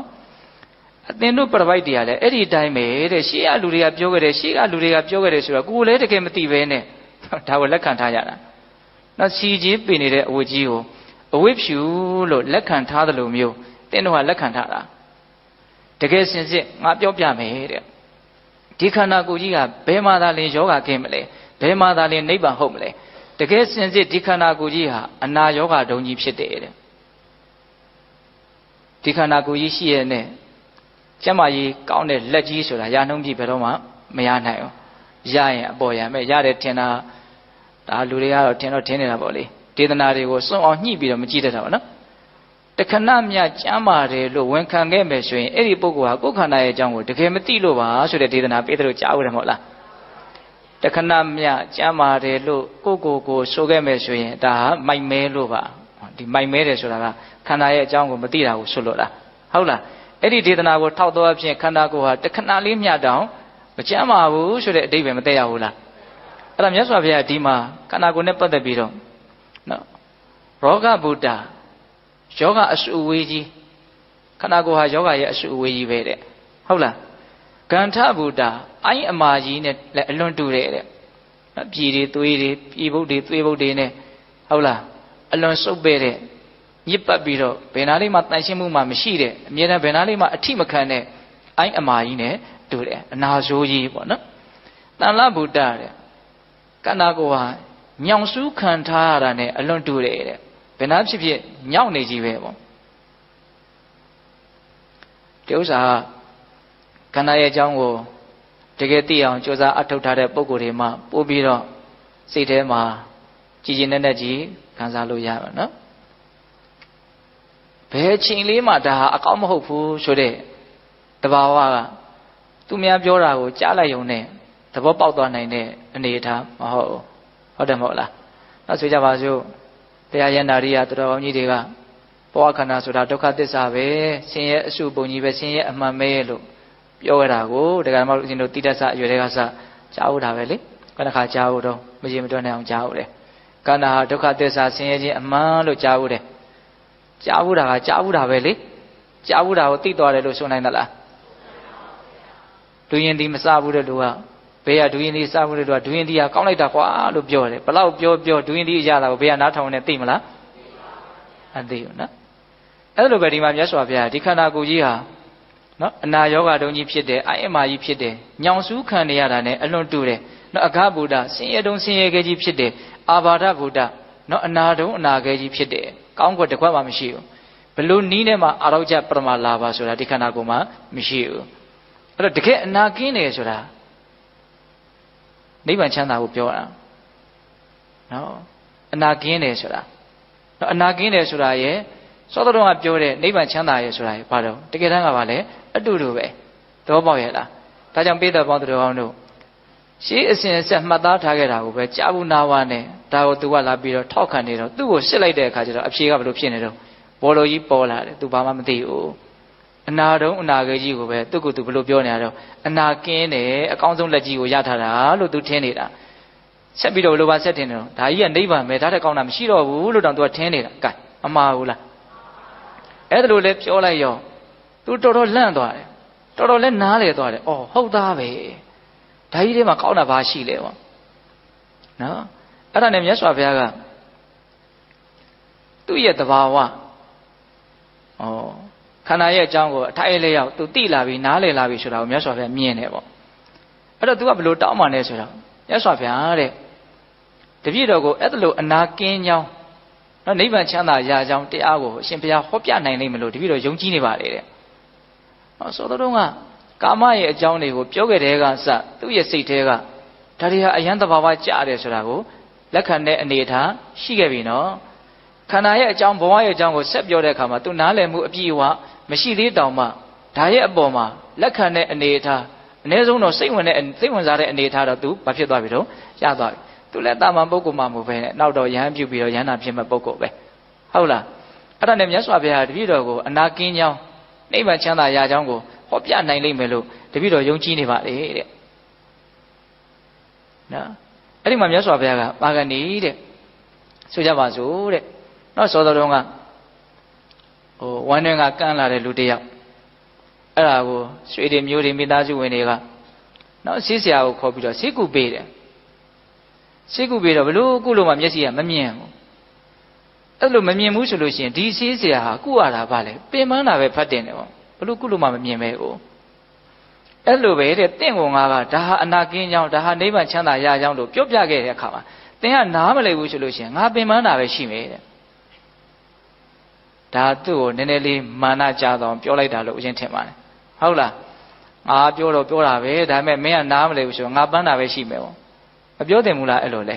ပြောသင့်တယ်နော်တချို့ကနားမလည်ုံနဲ့မကဘူးကိုနားမလည်တာကိုကိုမသိဘဲနဲ့သူ့ဟာပြောတဲ့လူရဲ့စကားကိုပဲသဘာဝမကျဘူးလို့ပြန်ပြီးတော့ဆွဆွဲတဲ့လူကလည်းရှိသေးတယ်နော်အဲ့တော့မြတ်စွာဘုရားပေးတဲ့ဥမာနော်မျက်စိကန်းနေတဲ့လူကိုကုတယ်ကြိုးစားပြီးတော့ဒါပေမဲ့မမြင်ဘူးဆိုတော့ကုရတာဗာလေပင်ပန်းတယ်ပေါ့အဲ့တော့မြတ်စွာဘုရားတဲ့ထပ်ပြီးတော့သူတောင်းပန်တယ်နော်တပည့်တော်ကိုမြင်အောင်မြတ်စွာဘုရားပြောပြနိုင်လိမ့်မယ်လို့တပည့်တော်ယုံကြည်နေပါတယ်နော်တပည့်တော်ရဲ့ယောဂါကိုအရှင်ဘုရားကုစားနိုင်လိမ့်မယ်လို့တပည့်တော်ယုံကြည်နေပါတယ်ဒါကြောင့်တပည့်တော်ကိုအနာကင်းကြောင်းနိဗ္ဗာန်ချမ်းသာရာကြောင်းတရားဟောတော်မူပါသူအဲ့ဒီမှာအတင်းတောင်းပန်တယ်ဒါကသူ့ရဲ့အသိဉာဏ်နဲ့ထက်လာတဲ့အပိုင်းပါမယ်လို့မဆိုနိုင်ဘူးလားဆိုနိုင်တယ်နော်အဲ့ဒီမှာမြတ်စွာဘုရားကဥမာတစ်ခုထပ်ပြီးတော့ပေးပြန်တယ်ပါကဏီတဲ့စောသောကဝန္တွင်ကနော်ဦးဇင်းကဒီသုတ်တံကိုတည်တည်ချာချာအသေးစိတ်ဖတ်ကြည့်တယ်ပေါ့နော်ဟိုတော့ကတော့တိတ်ပြီးတော့နားလေလှတယ်လို့မရှိဘူးဟောစာတွေကလည်းအတူတူလို့ဟိုလိုဒီလိုဟိုရောက်သွားတယ်ကိုကသေချာမှမဖတ်ပဲကိုနောက်သေချာဖတ်တဲ့အခါကျတော့နော်ဘယ်ပိုက်လေးကဘာကိုဆိုလိုတာဘယ်ပိုက်လေးကဘာကိုဆိုလိုတာမြတ်စွာဘုရားရဲ့တပ်ပင်ယုဒ္ဓဉာဏ်ကိုနော်စိတ်ထဲကပိုးပြီးတော့တိုးပြီးတော့လေးနေတဲ့သဘောကြီးညိုတဲ့သဘောဖြစ်ရတယ်ဩဒီဥမာလေးတွေကိုပဲထက်ပေးရင်းနဲ့ဆိုလိုရင်းအဓိပ္ပာယ်လေးတွေကမတူဘူးကွဲပြားချက်ရှိတယ်ဟုတ်လားကိုဝမ်းတွင်ကန်းကိုဥမာပေးတာနှစ်ချက်ရှိပြီနော်စီကြီးပေးနေတဲ့အဝတ်ကြီးကိုဝတ်ပြူကြီးလို့ထင်းနေတာဘာလို့လဲဘေးကလူကပြောလို့အဲ့လိုပဲတချို့လူတွေကသူများပြောတာကိုပဲတစင်ပြောနေတာ तू သိတာမဟုတ်ဘူးဟုတ်လားအခုဝမ်းတွင်ကိုဆေးကုတယ်မရဘူးဆိုရင်ဆေးကုတဲ့လူပင်ပန်းတယ်ဒါကြောင့်တင့်ကိုငါပြောလို့နားမလည်ဘူးဆိုရင်ငါပင်ပန်းတာပဲရှိမယ်ဝမ်းတွင်ကနဲ့ပတ်သက်ဖို့နှစ်ခါရှိရင်နော်ဥမာပေးတာနောက်တစ်ခါထပ်ပြီးတော့ပေးတယ်အဲ့ဒီဝမ်းတွင်ကဝတ်ဖြူလေးကတန့်ရှင်းလိုက်တာကောင်းလိုက်တာလို့ကြားလို့ तू ကဝတ်ဖြူဝတ်ချင်တယ်ဒီစကားလေးတွေကထပ်လာတယ်ဟုတ်လားအဲ့ဒါနဲ့ခုနတုန်းကအစာအနောက်တန်နဲ့ညှာတမ်းမှုမရှိတဲ့လူကစီကြီးပင်နေတဲ့ဝတ်ကြီးကိုဝတ်ပေးလိုက်တယ်အဲ့တော့ तू ကဘာထင်တုံးဆိုတော့ဒါကြီးကိုဝတ်ဖြူထင်းပြီးတော့လှည့်လဲသွားလာတယ်နောက်တော့ရွှေတွေမျိုးတွေကမိသားစုဝင်တွေကသူ့ကိုဆေးကုပေးတယ်ဆေးကုပေးတဲ့အခါကျတော့မျက်စိကမြင်သွားရောတဲ့ဟောဒီဥမှာကျတော့မျက်စိကမြင်သွားပြီနော်မျက်စိကမြင်သွားတဲ့အခါကျတော့သူ့ဝတ်ထားတဲ့အဝတ်ကြီးအဖြူကြီးမဟုတ်ဘူးဆိုတာသူသိသွားပြီဩကြည်စံငါ့ကိုစီကြီးတွေပေးနေတဲ့အဝတ်မဲကြီးဝတ်ပေးတာဒီလိုအလွန်ရုပ်တဲ့လူပဲသူ့ကိုအဲ့လိုလိန်ညာပြီးတော့နော်စီကြီးပေးနေတဲ့အဝတ်ကြီးကိုဝတ်ဖြူဆိုပြီးတော့ဝတ်ပေးတဲ့လူကိုသူဘာဖြစ်မလို့စိတ်နာတယ်ပေါ့ကြည်စံလှုပ်ရက်လိုက်တာတကယ်ဆိုရင်ငါ့ကိုတနာမှာပေါ့သူမမြင်တဲ့ငါ့ကိုသူထင်တယ်လို့လှုပ်နေတာအဲ့ဒါနဲ့အဲ့ဒီလူကိုစိတ်တိုးတယ်စိတ်ဆိုးတယ်လှုပ်ရက်တယ်ဒီလူကိုဒါဥမာနော်အဲ့ဒါလိုပဲတဲ့ဟောဒီစိတ်ဟာဟောလိန်ညာတဲ့လူကိုစိတ်လို့ပြောမှာနော်တေချာနာထောင်တဲ့ဒီဥမာကအရန်ကောင်းတယ်ဟုတ်လားငါကိုတဲ့ဒီစိတ်ဟာအချိန်ကာလကြာမြင့်စွာတွေကစပ်ပြီးတော့လှက်ပတ်ထားခဲ့တယ်နှိပ်စက်ထားခဲ့တယ်လှည့်စားထားခဲ့တယ်တဲ့ဒီကလာမတို့အရင်တို့ကိုဇောမှလာမလိမ်ဘူးကိုယ်စိတ်ခါခွက်ကိုလိန်နေတာနော်တရားခံမြောင်ကြည့်နော်မျက်စိကန်းတဲ့လူကိုဒီပြင်လူကလိန်ညာတာဒါပေမဲ့ကိုတော့ကိုယ်စိတ်ကလိန်ညာတာဇောမှလိန်ညာလို့လည်းမရဘူးတကယ်ကနော်သူများလာလိန်နေပဲစိတ်ကဘာလက်မခံဘူးဆိုရင်လိန်ခံလို့မရဘူးလေဟုတ်တယ်မဟုတ်လားဒါကအပေါ်ယံပြောတာပါနော်အဲ့ဒါလိုပဲဦးဇင်းတို့ဒီစိတ်ရဲ့သဘာဝကိုမြတ်စွာဘုရားအဲ့ဒီမှာပြောတာငါ့ကိုဒီစိတ်ဟာအချိန်ကာလကြာမြင့်စွာတွေကစပြီးတော့လိန်ညာလှည့်စားနှိပ်စက်ပြီးတော့ထားခဲ့တာဒါကြောင့်မို့လို့ငါဟာဟောဒီယူဘခန္ဓာဥပါဒဏ်ရဲ့အာယုံဖြစ်တဲ့ရုပ်အစုဝေကြီးကိုဆွဲလန်းပြီးတော့နေခဲ့ရတဲ့ကာလတွေကြာလာပြီဒီရုပ်ကြီးကိုပဲငါဆွဲလန်းခဲ့တာဒီခံစားချက်တွေကိုပဲငါဆွဲလန်းပြီးတော့နေခဲ့ရတာ ဒီမှတ်သားမှုတွေကိုပဲဆွဲလန်းပြီးတော့ငါနေခဲ့ရတာဒီသင်္ခါရပြုလုပ်မှုရှေ့ဆုံးမှုဒီဝိညာဉ်ဒီသိမှုခန္ဓာ၅ပါးကင်ပြောတယ်နော်အဲ့ဒီမှာဟုတ်လားဒီစိတ်ကအချိန်ကာလကြာမြင့်ကလေးကစာငါကိုလှည့်စားခဲ့တာဒါကြောင့်ငါဟာဒီဥပါဒာနဲ့ခန္ဓာ၅ပါးကိုဆွဲလန်းသည်ဖြစ်၍ဆွဲလန်းဘူးဤတဲ့စာထဲတော့အဲ့လိုလေးရေးတယ်ဟုတ်လားအချိန်ကာလကြာမြင့်စွာတဲ့ကသာဘာဖြစ်လားဆွဲလန်းနေခဲ့တာအဲ့ဒီဆွဲလန်းနေတာဟာဘာလဲလို့မေးရင်အလိညာခန်းနေရတာစီကြီးပေနေတဲ့အဝတ်ကြီးကိုဝတ်ဖြူလို့ထင်းနေတာဟုတ်လားဝမ်းတွင်ကကတော့လိညာတဲ့လူကပြောလို့ယုံရတာပေါ့နော်တခါတော့ဦးဇင်းတို့ပုထုဇဉ်တွေကတော့ဘယ်သူပြောတာကိုယုံလိုက်တာလဲစိတ်ကပြောတာကိုယုံလိုက်တာစိတ်ကဒါဆွဲလန်းเสียလို့ပြောလို့ကိုကလည်းဆွဲလန်းနေဟုတ်လားစိတ်ကပါလေလူညာပေါ့နော်ဖေနဘိန္ဒုပမသုတ်တန်ထဲမှာတော့စိတ်ကိုဘာလို့ပြောတော့မြက်လဲเสียလို့ပြောတယ်နော်မာယုပမာနိစဝိညာဏစိတ်ဟာမြက်လက်သမားဖြစ်တယ်လို့ဟောတာဟုတ်တာကိုဟုတ်လုပ်ပြတယ်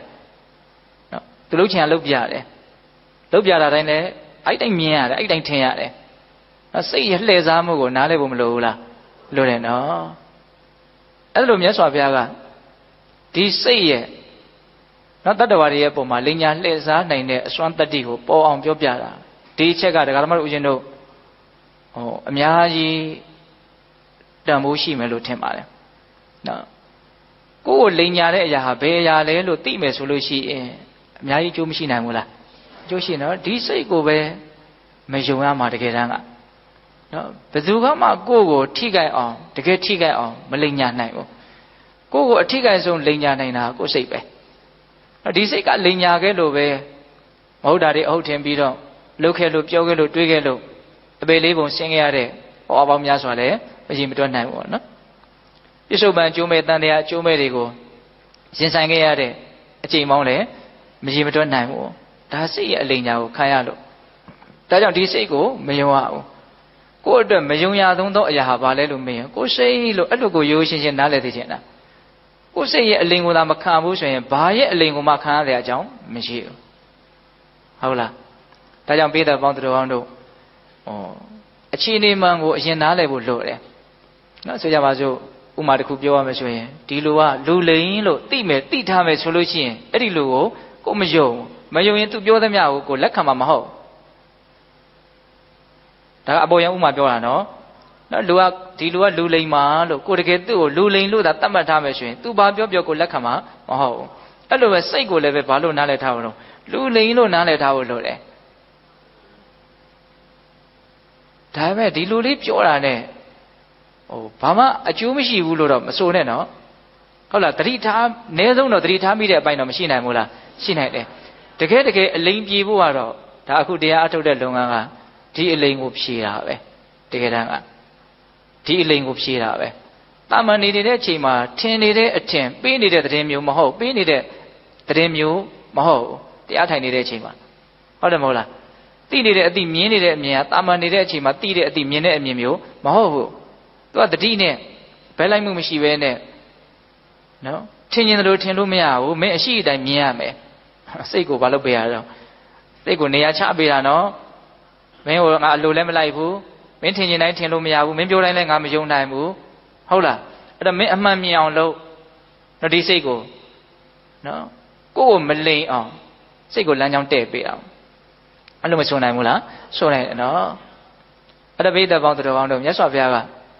အဲ့လိုမျိုးဒီစိတ်ဟာကိုယ်ကိုလိမ်ညာလှည့်စားနေတယ်နောက်တစ်ချိန်မှာဒီဘဝခန္ဓာဟာဆင်းရဲတုံးဆင်းရဲခဲ့အနာတုံးအနာခဲ့အစုအဝေးများတာဖြစ်တယ်လို့တကယ်တိလာမြင်လာလို့ဒီဘဝခန္ဓာရဲ့ပုံမှာတွေ့တာမဲ့မမှုကင်းသွားပြီဆိုလို့ရှိရင်ဒီဘဝခန္ဓာမျိုးဆက်ပြီးတော့ရတဲ့အကြောင်းလည်းမရှိဘူးအဲ့ဒီမှာဒုက္ခတွေငြိမ်းနေဆိုပြီးတော့နော်ကိလေသာမရှိလို့ရှိရင်ဘဝမဖြစ်ဘူးဘဝမဖြစ်လို့ရှိရင်ဘာဒုက္ခမှမရှိဘူးဆိုပြီးတော့အဲ့လိုလေးမြတ်စွာဘုရားဟောပြတဲ့အခါကျတော့နော်မာဂန္ဒီကထပ်ပြီးတော့တရားတောင်းပြန်တယ်မြတ်စွာဘုရားတပည့်တော်ကိုနော်အနာကင်းကြောင်းနော်နိဗ္ဗာန်ချမ်းသာကိုရကြောင်းတရားကိုဟောတော်မူပါအဲ့ကြတော့မှမြတ်စွာဘုရားကနတ်မာဂန္ဒီကိုဗာပြောတယ်ဆိုတော့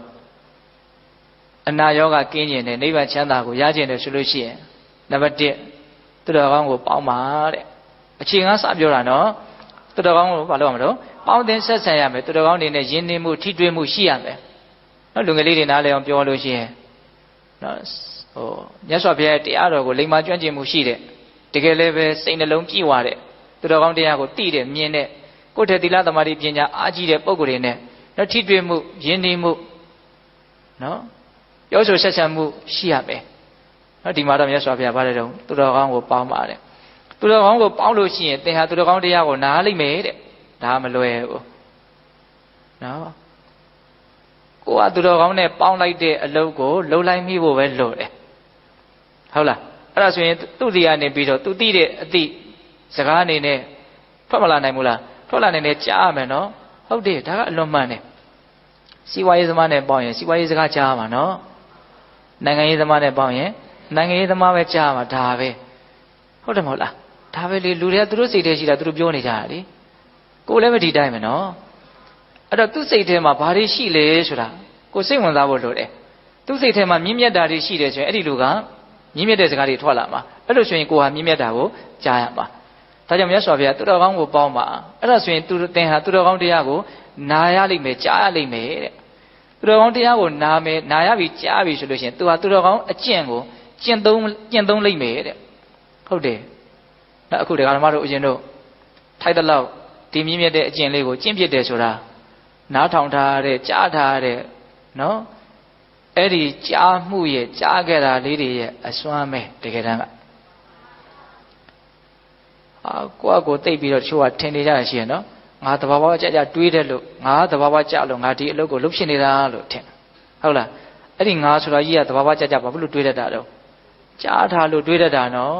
်ကိုယ်ကောင်းထဲမှာတဘာဝကြတဲ့ဒေသနာလေးတွေထည့်ခဲ့ဘူးလို့ကြားခဲ့ဘူးလို့ဖတ်ခဲ့ဘူးလို့အဲ့ဒါလေးတွေကိုအခြေခံပြီးတော့အတွေ့ကောင်းလေးတွေဖြစ်ရတာအဲ့ဒီအတွေ့လေးတွေကတွန်းလို့နှိုးစော်လို့ဒီမြင့်မြတ်တဲ့အလုပ်လေးကိုလုပ်ဖြစ်တာသူအကြောင်းကျိုးဆက်ပြီးတော့နားလည်ဖို့လို့နော်သူတော်ကောင်းကိုပေါင်းပါသူတော်ကောင်းကိုပေါင်းရင်သူတော်ကောင်းတရားကိုသင်နာပါလိမ့်မယ်တဲ့သူတော်ကောင်းတရားကိုနားလို့ရှိရင်သင်ဟာသူတော်ကောင်းအကျင့်ကိုကျင့်ရပါလိမ့်မယ်တဲ့မှန်ကန်တဲ့အတွေ့ကိုပေတတော်ကဂျားထဲမှာဖြည့်ပြီးတော့နားလည်တတ်ဖို့လိုတယ်ဟုတ်လားမှန်ကန်တဲ့စကားကိုကြားရမှာမှန်ကန်တဲ့အတွေ့တွေတွေးပြမှာနောက်ဆုံးဖြတ်ချက်လေးတွေကချတာလေးတွေကမှန်ပါနောက်အခုချိန်ကြပါစို့ဒီနေရာကိုလာတယ်တကယ်အကြောင်းတရားကဘာလဲဘာကြောင့်ဒီနေရာကိုလာဖြစ်တာလဲကိုယ့်ရဲ့ဆုံးဖြတ်ချက်ပဲလေဟုတ်တယ်မဟုတ်လားကိုကြိုက်တယ်လို့ဆုံးဖြတ်လို့ရတယ်နော်ဘယ်ဒီမလာဘူးဘယ်သွားမယ်ရတာပဲဟုတ်လားစောစောတောင်ပြောပြသေးတယ်နော်တရားအာမထုတ်ဖြစ်တာကိုဘာမှအကြောင်းမပြနဲ့လို့အာမထုတ်ချင်လို့အာမထုတ်တာနော်အကြောင်းပြမယ်ဆိုတော့ပြစရာကြီးပဲအဲ့တော့ထုတ်တယ်ဆိုတာလည်းပဲထုတ်ချင်ရင်လည်းအကြောင်းပြစရာပြည့်နေရောမထုတ်ချင်ဘူးဆိုရင်လည်းအကြောင်းပြစရာပြည့်နေအဲ့တော့အကြောင်းပြချက်တွေရှိလို့တရားအာမထုတ်ဖြစ်တာမဟုတ်ဘူးလို့တရားအာမထုတ်ချင်လို့အကြောင်းပြချက်တွေကရှိနေတာလို့အာမထုတ်ချင်ဟုတ်တယ်အကြောင်းပြချက်တွေကလားမိုးရွာလည်းအကြောင်းပြချက်ပဲဟုတ်လားနေပူတာလည်းအကြောင်းပြချက်ပဲအဲ့ဒီကစပြီးတော့သေရေးရှင်ဒီသွားရင်သွားအကြောင်းပြချက်ပြရင်တာပြလို့မရဘူးလားရတယ်နော်ဒါကြောင့်ပိဿပေါင်းသူတော်ကောင်းတို့ကိုတွေးတယ်လို့ကိုဆုံးဖြတ်တယ်လို့လူတွေဟာလုံနေကြတာအဲ့တော့ကိုတွေးတာကိုဆုံးဖြတ်တာကဘာတွေကိုအခြေခံပြီးတော့တွေးတာလဲဘယ်အတွေးတွေကိုအခြေခံပြီးတော့ဆုံးဖြတ်တာလဲသူတော်ကောင်းတရားကိုကြားခဲ့နာခဲ့ရတဲ့ဒီအတွေ့အကြုံဟုတ်လာ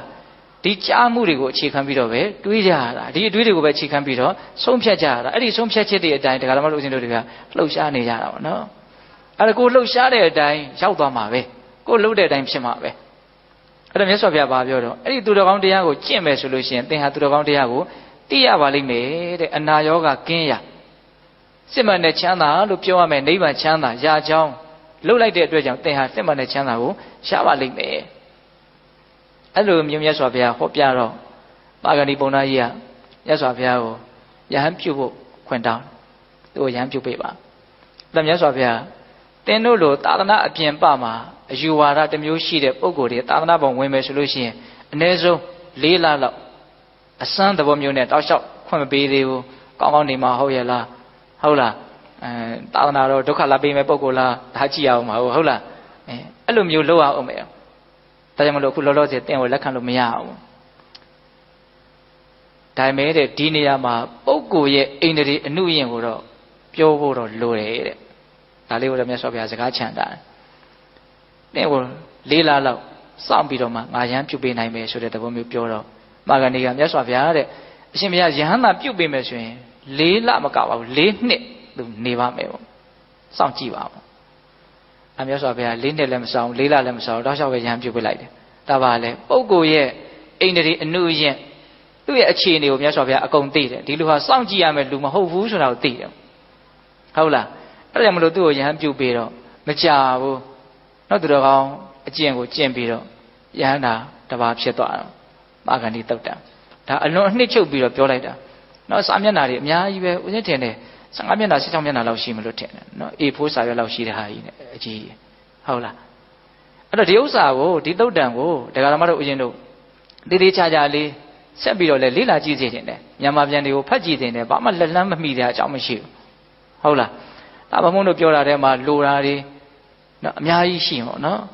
အဲ့ဒီမူရင်းလေးကိုဖတ်ကြည့်မယ်ဆိုလို့ရှိရင်ဘုံဘုံတို့မတွေးမိတဲ့အရာကိုတောင်ပေတတို့တွေးခြင်းတွေးမိသွားပဲလူတိုင်းမှာပင်ကိုဉဏ်ရှိတယ်လေဟုတ်တယ်မဟုတ်လားတွေးကြည့်နော်အဲ့လိုမျိုးဟိုတေးသေးချာချာလေးဖတ်ပြီးတော့တွေးတဲ့အခါကျတော့ဘုံဘုံတို့သဘောပေါက်တာကတော့ဒါဟာကာမနဲ့ဘဝရဲ့အကြောင်းကိုပြောထားတာလို့ဒီလိုသဘောပေါက်တယ်ဟုတ်လားကာမဆိုတာကဘာလဲဝိတုကာမရှိတယ်ကိလေသာကာမရှိတယ်ဝိတုကာမဆိုဒီမှာအာယုန်နေပေါ့နော်မျက်နှိုးစရာနှစ်သက်စရာလူချင်းစရာကောင်းတဲ့အယောင်အရှင်းအတန်အနတ်အရတာအတွေ့အထိဒါပါလဲဝိတုကာမအဲ့ဒီဝိတုကာမရဲ့ပုံမှာလိုလားတဲ့နှစ်သက်တဲ့တောင့်တတဲ့စားလောင်တဲ့မှုတ်သိပ်တယ်ဆိုရင်ဒါပါလဲကိလေသာကာမအဲ့ဒီကာမရဲ့အကြောင်းကိုဒါအစာပိုင်းမှာပြောတာနော်အညွန့်တုံးသူလို့ပြောလို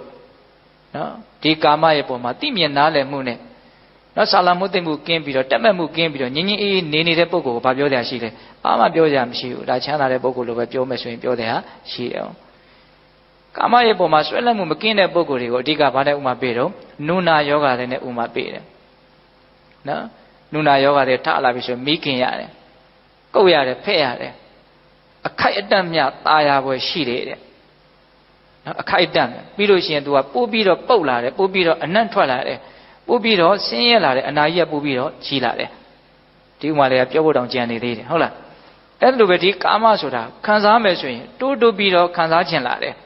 ပို့ပြီးတော့များလာတာပြောတာနော်ပို့ပြီးတော့ဆင်းရဲမှုပူလောင်မှုဖြစ်တယ်ခံစားစဉ်အခိုက်အတန့်မြအခိုက်အတန့်သာလျင်ตายရစရာမမောစရာလေးအခိုက်အတန့်ရှိတယ်ပြီးရင်ပို့ပြီးတော့ရှိုးလာတယ်အဲ့ဒါကိုလည်းပြောထားတာရှိတယ်ဟုတ်လားဒါကြောင့်ပိဋကပေါင်းတော်ကောင်းတို့ပထမပိုင်းပြောလိုက်တာကဘာကိုပြောတာတော့ကာမရဲ့အကြောင်းကိုပြောတာအသေးအချာအဲ့ဒါကိုစဉ်းစားဟုတ်ရဲ့လားကာမဆိုတာမမောနေရင်တန်ဖိုးရှိတယ်မမောရင်တန်ဖိုးမရှိဘူးဟုတ်လားတန်ဖိုးရှိတယ်လို့ပြောနေတာဟုတ်တယ်မမောတဲ့လူအတွက်ဒါအလွန်တန်ဖိုးရှိတယ်ဘယ်လောက်တန်ဖိုးရှိလဲသူဘယ်လောက်မမောလဲဆိုတာပေါ်မှာပဲမူတည်တယ်မမောဘူးဆိုတာနဲ့တန်ဖိုးမရှိတော့ဘူးဟုတ်လားဘာလို့ဆိုသူကတကယ်တန်ဖိုးရှိနေတဲ့အရာမဟုတ်ဘူးသူဟိုဘက်ကမမောတဲ့ပုဂ္ဂိုလ်ရဲ့အထင်ပေါ်မှာပဲသူ့ရဲ့တန်ဖိုးကမူတည်နေတာဒါလည်းနားလည်ဖို့လိုတယ်နော်အေးဒါကာမနဲ့ပတ်သက်ပြီးတော့နော်နောက်ဘဝကိုကြတော့မြတ်စွာဘုရားဘယ်လိုသုံးသပ်တော့အနာတုံးအနာခဲကြီးဖြစ်တယ်ဆင်းရဲတုံးဆင်းရဲခဲကြီးဖြစ်တယ်ဒါကိုပဲအာလောက်ကြပရမလာပါဆိုတော့ကျမ်းမာရေးကောင်းရင်နောက်လက်ကြီးတစ်ပါးဆိုတော့လုံနေကြအောင်တကယ်အနာကင်းတယ်ဆိုတာဘာဆိုတာမသိဘူးတကယ်အနာကင်းတယ်ဆိုတာနော်ခန္ဓာချုပ်တဲ့နိဗ္ဗာန်ချမ်းသာကိုပြောတာဟုတ်လားတကယ်အနာကင်းတယ်ဆိုတာအဲ့ဒီအနာကင်းရာကိုရောက်စေတတ်တဲ့ရစေတတ်တဲ့အကျင့်လန်းစဉ်ကဘာကိုပြောတာလဲမဲ့ခင်၈ပါးကိုပြောတာနော်ဒါကြောင့်ပိဋကပေါင်းတော်အောင်တို့ကာမရဲ့အကြောင်းဘဝရဲ့အကြောင်းနော်အလွန်ပြည့်စုံတဲ့နော်အကျိုးတဲ့အကြောင်းတဲ့ချက်ကြလက်ကြပြန်ပြီးတော့ဆန့်ကျင်လို့မရအောင်စောတကတက်လို့မရအောင်မြတ်စွာဘုရားဥပမာပေါင်းများစွာပေးပြီးတော့တကယ်ကိုစိတ်ဆက်ဆက်ဟောထားတဲ့ဒေသနာတစ်ပုဒ်ဖြစ်တယ်နော်အလွန်ရှည်လျားကြည်ပြန့်တဲ့အတွက်ကြောင့်ဦးဇင်းတို့လည်းတောင်းရှိအောင်တော့မပြောနိုင်ဘူးပေါ့နော်တချို့ဟာလေးတွေလည်းဒီမှာရေးလာတယ်ပြောလိုက်တာလေးတွေမေ့တော့မှဆိုဟုတ်လားအဲ့တော့ဒါကိုအကုန်လုံးသုံးသပ်မယ်ဆိုရင်အဖြစ်ဘလို့ထွက်တော့ကာမနဲ့ဘဝရဲ့အကြောင်းကိုပြောထားတာကာမဆိုတာတော့နုနာသဘောပဲဘဝဆိုတာတော့အနာတုံးအနာခဲပဲဒါပဲအဲ့ဒါလေးကိုခြုံငုံပြီးတော့ကိုယ်စိတ်ထဲမှာစွဲနေဖို့လိုတယ်ပေါ့နော်ကာမကနုနာဘဝကဒုက္ခအနှစ်ချုပ်လိုက်ရင်ဒါပဲဟုတ်လားကိုယ့်ကိုထင်တာကတော့ထင်ကျင်တာထင်တာပေါ့အဲ့ဒီထင်ကျင်တာထင်နေတယ်ဆိုတဲ့အနေအထားမျိုးဖြစ်အောင်ဘယ်သူလိညာလှည့်သားတာတော့စိတ်ကလှည့်သားတာအဲ့ဒီအဓိကကြတဲ့တောချက်ကလေးကိုလည်းမမေ့စီခြင်းမို့နော်ဝန္တွင်ကန်းကိုလူလိန်လူညာကစီကြီးပင်နေတဲ့ဝတ်ကြီးကိုဝတ်ဖြူဆိုတော့ဝတ်ပေးခဲ့တာမမြင်မချင်းဒါကြီးကိုသူထင်းနေတယ်ဟုတ်လားမမြင်မချင်းထင်းနေရတယ်သူများပြောတာပဲလက်ခံနေရအောင်ဟုတ်လားအဲ့ဒါလိုပဲဒကာတော်တို့ဦးဇင်းတို့တွေကလည်းပဲမမြင်မချင်းစိတ်လှည့်စားတာစိတ်ညာတာကိုယုံနေရမှာပဲစိတ်ကပြောမှာပဲအမျိုးမျိုး စိတ်ကိုငါလှုပ်ထားတာဆိုတော့နော်စိတ်ကိုပဲငါလှုပ်ထားတာဆိုတော့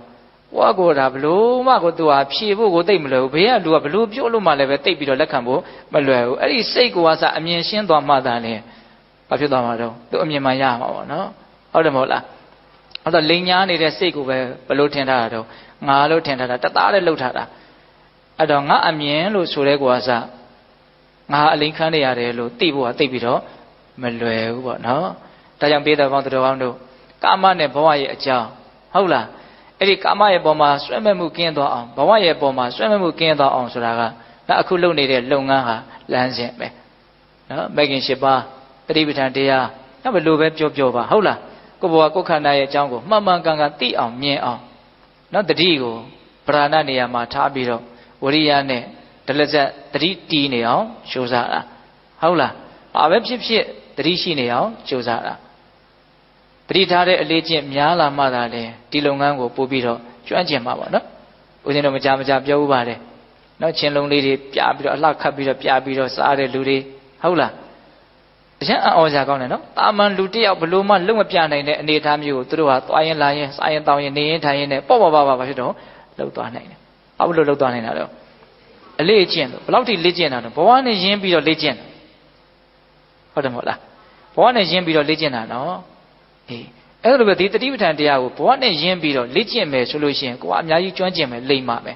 ဘယ်လိုအာရုံမျိုးနဲ့ပဲတွေ့ဘယ်လိုအနေထားတဲ့ပဲရောက်သူစိတ်ကိုသူတတိနဲ့ထိန်းပြီးတော့တက်မတ်အသိဉာဏ်နဲ့နေသွားနိုင်မယ်ဒါကြောင့်မို့လို့ကိုယ့်ရဲ့ဘဝထဲမှာနော်တရားကိုအမြဲတမ်းရှိအောင်လုပ်ရမှာနော်ဒီလိုလေးလာထိုင်တဲ့အချိန်မှားတာနဲ့ဒါတရားလုပ်ရမယ့်အချိန်လို့နားလည်ထားလို့ဘလို့မှမပြည့်စုံဘူးနော်ဟောဒီလိုမနေတဲ့အချိန်တွေကအဆမတန်မများဘူးလားဒီလိုနေတဲ့အချိန်ပဲတရားနဲ့နေမယ်ကျန်တဲ့အချိန်မနေဘူးဆိုရင်မတရားနေတဲ့အချိန်ကအရင်များတယ်ဟောနော်အဲ့လိုဆိုလို့ရှိရင်နည်းနည်းလေးရှုလိုက်ရှာတာနည်းနည်းဖြုံတာမြန်ဖြစ်နေအဖတ်တင်တဲ့လို့ကိုရှိမှာမဟုတ်ဟုတ်တယ်မဟုတ်လားဒါကြောင့်တာမန်အချိန်တွေမှာတရားနဲ့နေတတ်အောင်ကြိုးစားရမယ်ဒါကတရားတရားအလွန်ရည်ကြီးတယ်ကိုဘယ်လောက်ယုံကြည်တယ်လဲဒီလုပ်ငန်းကိုနော်တကယ်တမ်းပြောရမယ်ဆိုရင်အဲ့ဒီတရားတရားမှာသွားပြီးတော့နော်အကြောင်းတရားကနော်အဓိကကြားတဲ့အနေထားရောက်နေတာယုံရင်ယုံတဲ့လောက်လုံးမှာနော်ယုံပြီဆိုလို့ရှိရင်တော့ဘယ်လောက်ခက်သူကလုံးမှာပဲဘယ်လောက်ကြာမယ်လို့ပြောသူကလုံးမှာပဲမဖြစ်နိုင်ဘူးထင်လဲသူကတော့လုံးမှာပဲတကယ်ယုံပြီဆိုလို့ရှိရင်ခုဒီကရမတို့ဦးဇင်းတို့တွေကနော်အဲ့လောက်ကြီးဘဝထဲမှာဒလဆက်ဆောင်နိုင်တဲ့အနေအထားကိုရောက်အောင်တရားတရားကမထက်တန်ကြအောင်ဒါကြောင့်တရားတရားကိုထက်တန်အောင်လဲကြိုးစားရမယ်နော်ဟိုတလောကဒီပါမှာဆိုတဲ့စာအုပ်တော့ဘုံဖတ်ရတယ်ဝင်းမင်းထွေးပါတာပြန်နော်အိန္ဒိယကကလမာကြီးဒကမာကြီးတယောက်ရဲ့အကြောင်းနော်တရားပြဆရာမကိုဖြစ်သွားတာနောက်ပိုင်းကျတော့အခုတော့မရှိတော့ပါဘူးမဟာစီစော်ကြီးရဲ့တပည့်အဲ့ဒါသူက12နှစ်သမီးလောက်တည်းကစပြီးတော့သူတို့အိန္ဒိယထုံးတာရအိမ်အောင်ချခံရ14နှစ်သမီးရောက်တော့သူ့ယောက်ျားကဗမာပြည်မှာအလုပ်လုပ်တာဆိုတော့ဗမာပြည်သူလိုက်လာအဲ့နောက်တော့ယောက်ျားသေးအာသမီးတွေကသေး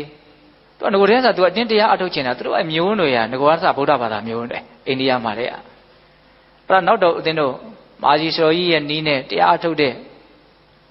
အနာဂါရိယမုနိန္ဒရာဆိုတာရှိတယ်သူတို့လိုလူမျိုးပေါ့အိယာမထောင်တဲ့တရားပြဆရာတယောက်အဲ့ဒီမှာသူတရားအထုတ်တယ်နောက်တော့မာကြီးစော်ကြီးရဲ့ထံမှာပဲသူတရားအထုတ်တယ်ဟောပါရမီလဲပါလာတာလဲဆိုရမယ်ပေါ့နော်သူတရားဓုတွေရတယ်တရားဓုရတဲ့အကြောင်းတွေလဲအပွင့်လင်းလင်းသူပြောတယ်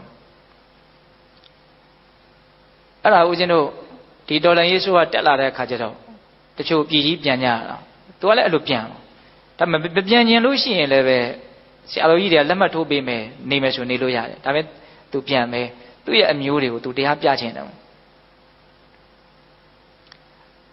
သူ့ရဲ့အဓိကအားသာချက်ကဘာလဲဆိုတော့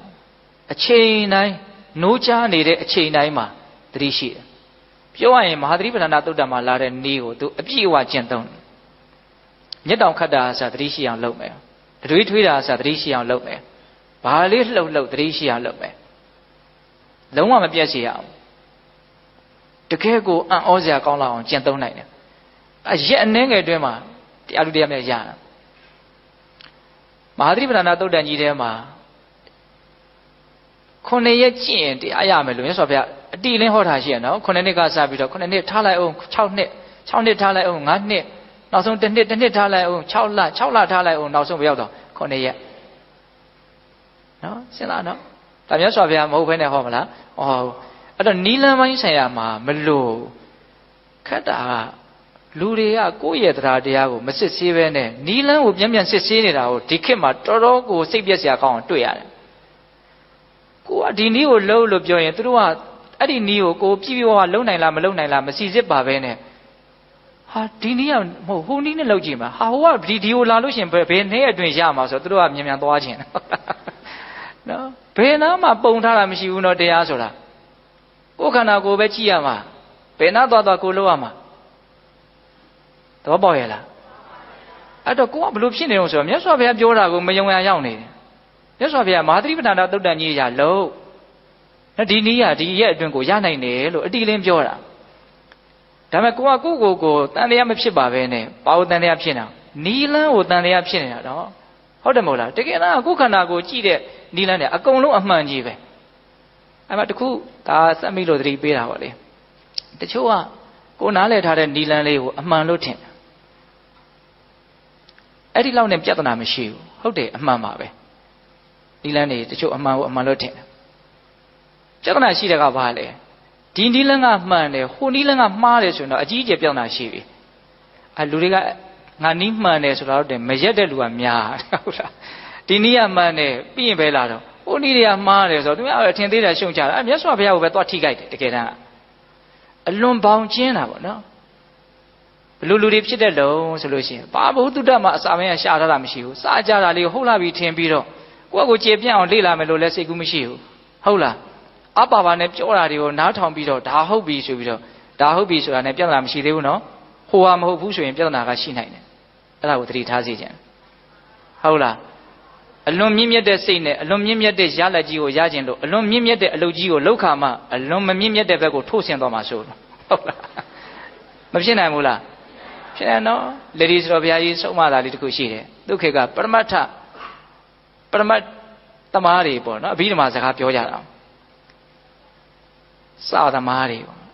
ပရမတ်အကြောင်းတွေကိုပြောရတာအသင်းချိုအကြောင်းတွေဘိဓမ္မာအကြောင်းတွေပြောရပြောရင်းနဲ့ဆိုကြီးကဆုံးမတာသူတို့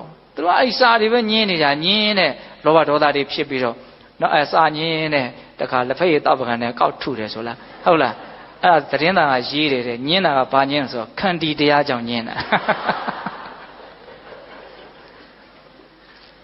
စဉ်းစားတယ်မကောင်းဘူးလားဟိုသူတော်ကောင်းတရားကြောင့်ပြောကြရင်လည်းတချို့ဘာဖြစ်တော့အာဟုသူတွေဖြစ်နေတာနော်ဟုတ်လားဒီနည်းသွားနင်တို့ဒီနည်းမှမပြောရင်နင်တို့မှားတယ်အရန်တနာတယ်ဗောမတချို့ကတနာတောင်တနာနေပြီသိလားဥစဉ်အမတွေကိုဟိုတကိုင်းမှရှိတယ်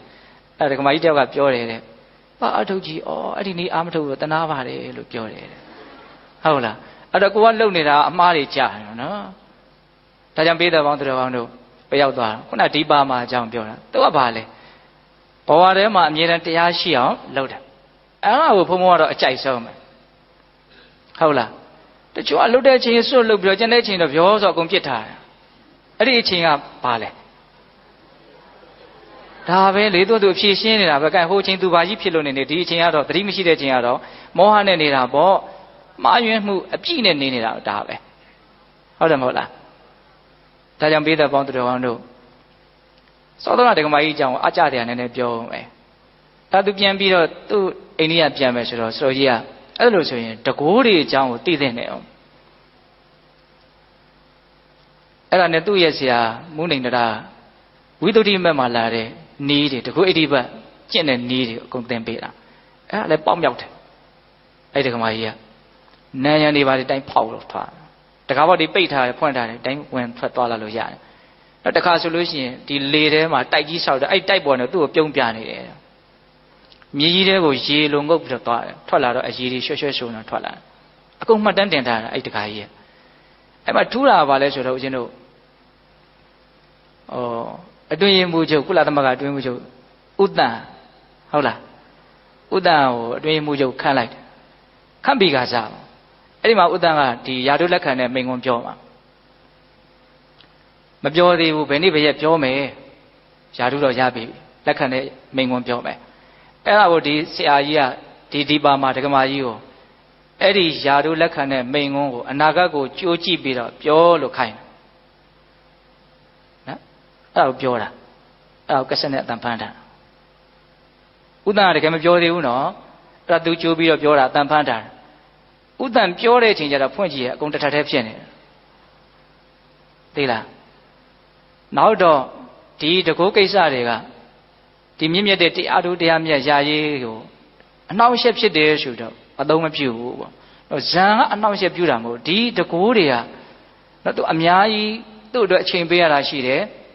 ဟုတ်လားဒါတော့ဘုံဘုံတို့ကောင်းကောင်းတော့နားမလဲပါဘူးဟုတ်လားဒါကြောင့်မလို့အဲ့ဒီနည်းတွေကိုတိတ်ပြီးတော့အဲ့ဒါတွေကိုတိတ်ပြီးတော့အသုံးပြုတာမရှိဘူးမြတ်စွာဘုရားဟောထားတဲ့ဗျာတိဟာ၃မျိုးနဲ့လည်းပဲဆက်ပြီးတော့တွေးရရှိတာတကယ်တမ်းကတကောဗျာတိဟာဆိုတာမျက်လှည့်တစ်ဖွဲ့ဖြစ်တယ်ပြုသူကိုယ်သာလည်းအကျိုးရှိသေးတယ်ဒီစကားလေးတွေကအလွန်ကြစ်လက်တယ်နော်သူကြောင့်သူကောင်းငင်ပြန်နေတာကို့ဘာအကျိုးရှိတော့သူပြန်လို့သူပြန်နေတာလေပြန်ပေါ့ဟုတ်တယ်မဟုတ်လားဒါအယိုးရှင်းရှင်းလေးနားလည်ဖို့လိုတယ်နော်မြေကြီးထဲဝင်သွားတယ်သူဝင်ပေါ့ကဲကို့ဘာဖြစ်တော့ဘာမှမဖြစ်ဘူးလေဒါမျက်လှည့်နဲ့တူတယ်လို့အကဲ့ရဲ့ခံရတာရှိမယ်အံ့ဩစရာကောင်းတယ်ဆိုတာကိုလူတွေကလိုအပ်တာတဲ့ပို့ပြီးတော့အထင်ကြီးနေတာပေါ့တကယ်တမ်းတဲ့စဉ်းစားရမှာကဒီဟာတွေကဘာအကျိုးသက်ရောက်မှုရှိလဲဆိုတာကိုစဉ်းစားဒါအဓိကနော်အကျိုးရှိဖို့ကအဓိကနော်ဒါကြောင့်မြတ်စွာဘုရားဗျာတိဟာတွေထဲမှာအနုတာသနိဗျာတိဟာအဆုံးအမဆိုတဲ့တကုဗျာတိဟာတန်ဖိုးကြီးဆုံးပဲမြတ်စွာဘုရားဟောခဲ့တာတဲ့အဲ့ဒါတွေပဲဟုတ်လားဒါကြောင့်ဒီထူးတယ်စမ်းတယ်ဆိုတဲ့တကုကိစ္စတွေကိုစိတ်ဝင်စားတာကောင်းတယ်မို့တော့ပေါ့ရဲ့လားဒါပေမဲ့ယုံကြည်မှုထက်သန်ဖို့အတွက်တရားတွေဆိုတာဒီစိတ်ရဲ့သဘာဝတွေဆိုတာအလွန်စမ်းကြယ်ပါလားနဲ့နဲပါလားဆိုတာကိုနော်ခိုင်မာတဲ့တရားဖြစ်အောင်လို့ဘုံဘုံတို့ကကြားဥတာလေးတွေကိုပြောပြတာဟုတ်လားအဲ့တော့အဓိကပြောချင်တာကဘာလဲတရားဆိုတာအချိန်တိုင်းတကယ်တမ်းကလုံးမတရားတူတရားမြတ်ရနိုင်တာကန့်သက်ချက်ကြီးအဲ့လိုကြီးအတိအကျကြီးပြောတာတော့မဟုတ်ဘူးနော်တော်သူအချိန်နဲ့ပိုင်းပြီးတော့လုံရင်းနဲ့ရတဲ့ပုံကိုယ်တွေလည်းရှိမယ်ပေါ့ဟုတ်လားသို့တော်လည်းပဲတကယ်ကအချိန်နဲ့အမျှမရမချင်းအနာမရှိအာမရှိတတ်နိုင်တယ်များလောက်ရမယ့်အရာဖြစ်တယ်ဆိုတာကိုတော့မှန်မှန်ကန်ကန်နားလည်ထားဖို့မလိုဘူးလားအေးအဲ့တော့ဦးဇင်းတို့ပြောချင်တာကကိုစစ်ဆေးဖို့လိုတယ်နော်တရားနိလန်းတွေကတိတ်ပြီးတော့စစ်ဆေးတရားအကြောင်းမရှိဘူးများသောအားဖြင့်ပေါ့နော်စစ်မှန်တဲ့နိလန်းတွေပဲများပါတယ်အဲ့လူတွေကကိုတိတ်မစစ်ဆေးပဲနဲ့နိလန်းတွေပဲတစ်ခုပြီးတစ်ခုပြောင်းပြီးတော့အဟိုပြောဒီပြောနေပေါ်ရင်နဲ့ခြားခြားလေးလဲနေမှာဆိုလို့သဘောပေါက်ရဲ့လားအေးအဲ့တော့ဦးဇင်းတို့ပေးတဲ့ပေါင်းတော်ကောင်းတို့ဒီမာဂန္ဒီယတုတ်တံကိုလည်းပဲထပ်ပြီးတော့လေးလာကြည့်စေခြင်းနော်ကာမဆိုတာဘာလဲကိုဝန်းကျင်မှာကိုတန်တံမှာအမြဲတမ်းဖြစ်နေတဲ့အရာနော်ဘဝဆိုတာနော်ငါဆိုပြီးတော့ကိုအကြီးကျယ်ဆွဲထားတဲ့အရာဒါတွေရဲ့အကြောင်းကိုသိခြင်းဟာအကြီးကျယ်ဆုံးအနည်းဆုံးဉာဏ်ပညာဖြစ်တယ်ဆိုတာလက်မခံလို့မရအောင်ဒါကိုသိအောင်လုပ်ရမယ်ကာမသည်နုနာနဲ့တူတယ်ဘဝသည်ယောဂတုံယောဂပဲဖြစ်တယ်အနှစ်ချုပ်ကဒါပဲနော်အဲ့ဒါကိုဥမာမျိုးမျိုးနဲ့မြတ်စွာဘုရားတဘာဝကြကြအကျိုးတင်အကြောင်းနဲ့ရှင်းလင်းပြတယ်နောက်ဆုံးအနာယောဂကင်းတဲ့စစ်မှန်တဲ့ချမ်းသာကိုရကျင်တယ်ဆိုလို့ရှိရင်သူတော်ကောင်းကိုပေါင်းပါ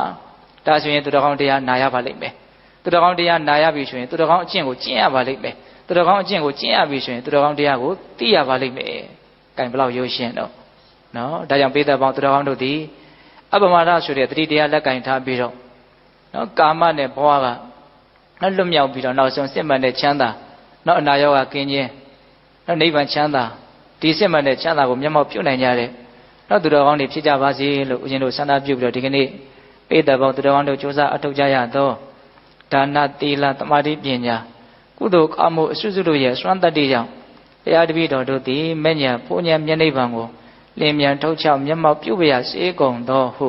ပတ္တနာအောင်စုပြုကြကုန်ရာတည်း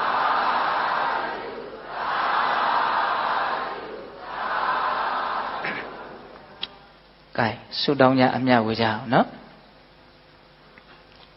အလုံးမိမိတို့ပြုလုပ်ထားတဲ့ကုသိုလ်ကောင်းမှုအစွတ်စွတ်ကိုအာယုံပြုပြီးတော့ဤကုသိုလ်ကောင်းမှုအစွတ်စွတ်ကြောင့်မဲ့ညာဘုံညာမျက်နှိပ်ဗံကိုလင်းမြန်ထုတ်ချောက်မျက်မှောက်ပြုပြရစေလို့ဆုတောင်းကြမယ်အလုံးသောတတ္တဝအနန္တကုသိုလ်ကောင်းမှုရဲ့အဖို့ပါကအညီအမျှရပြီးတော့ချမ်းသာကြပါစေလို့စေနာမေတ္တာရှိထားပြီးတော့အမြတ်တမ်းများပေးကြမယ်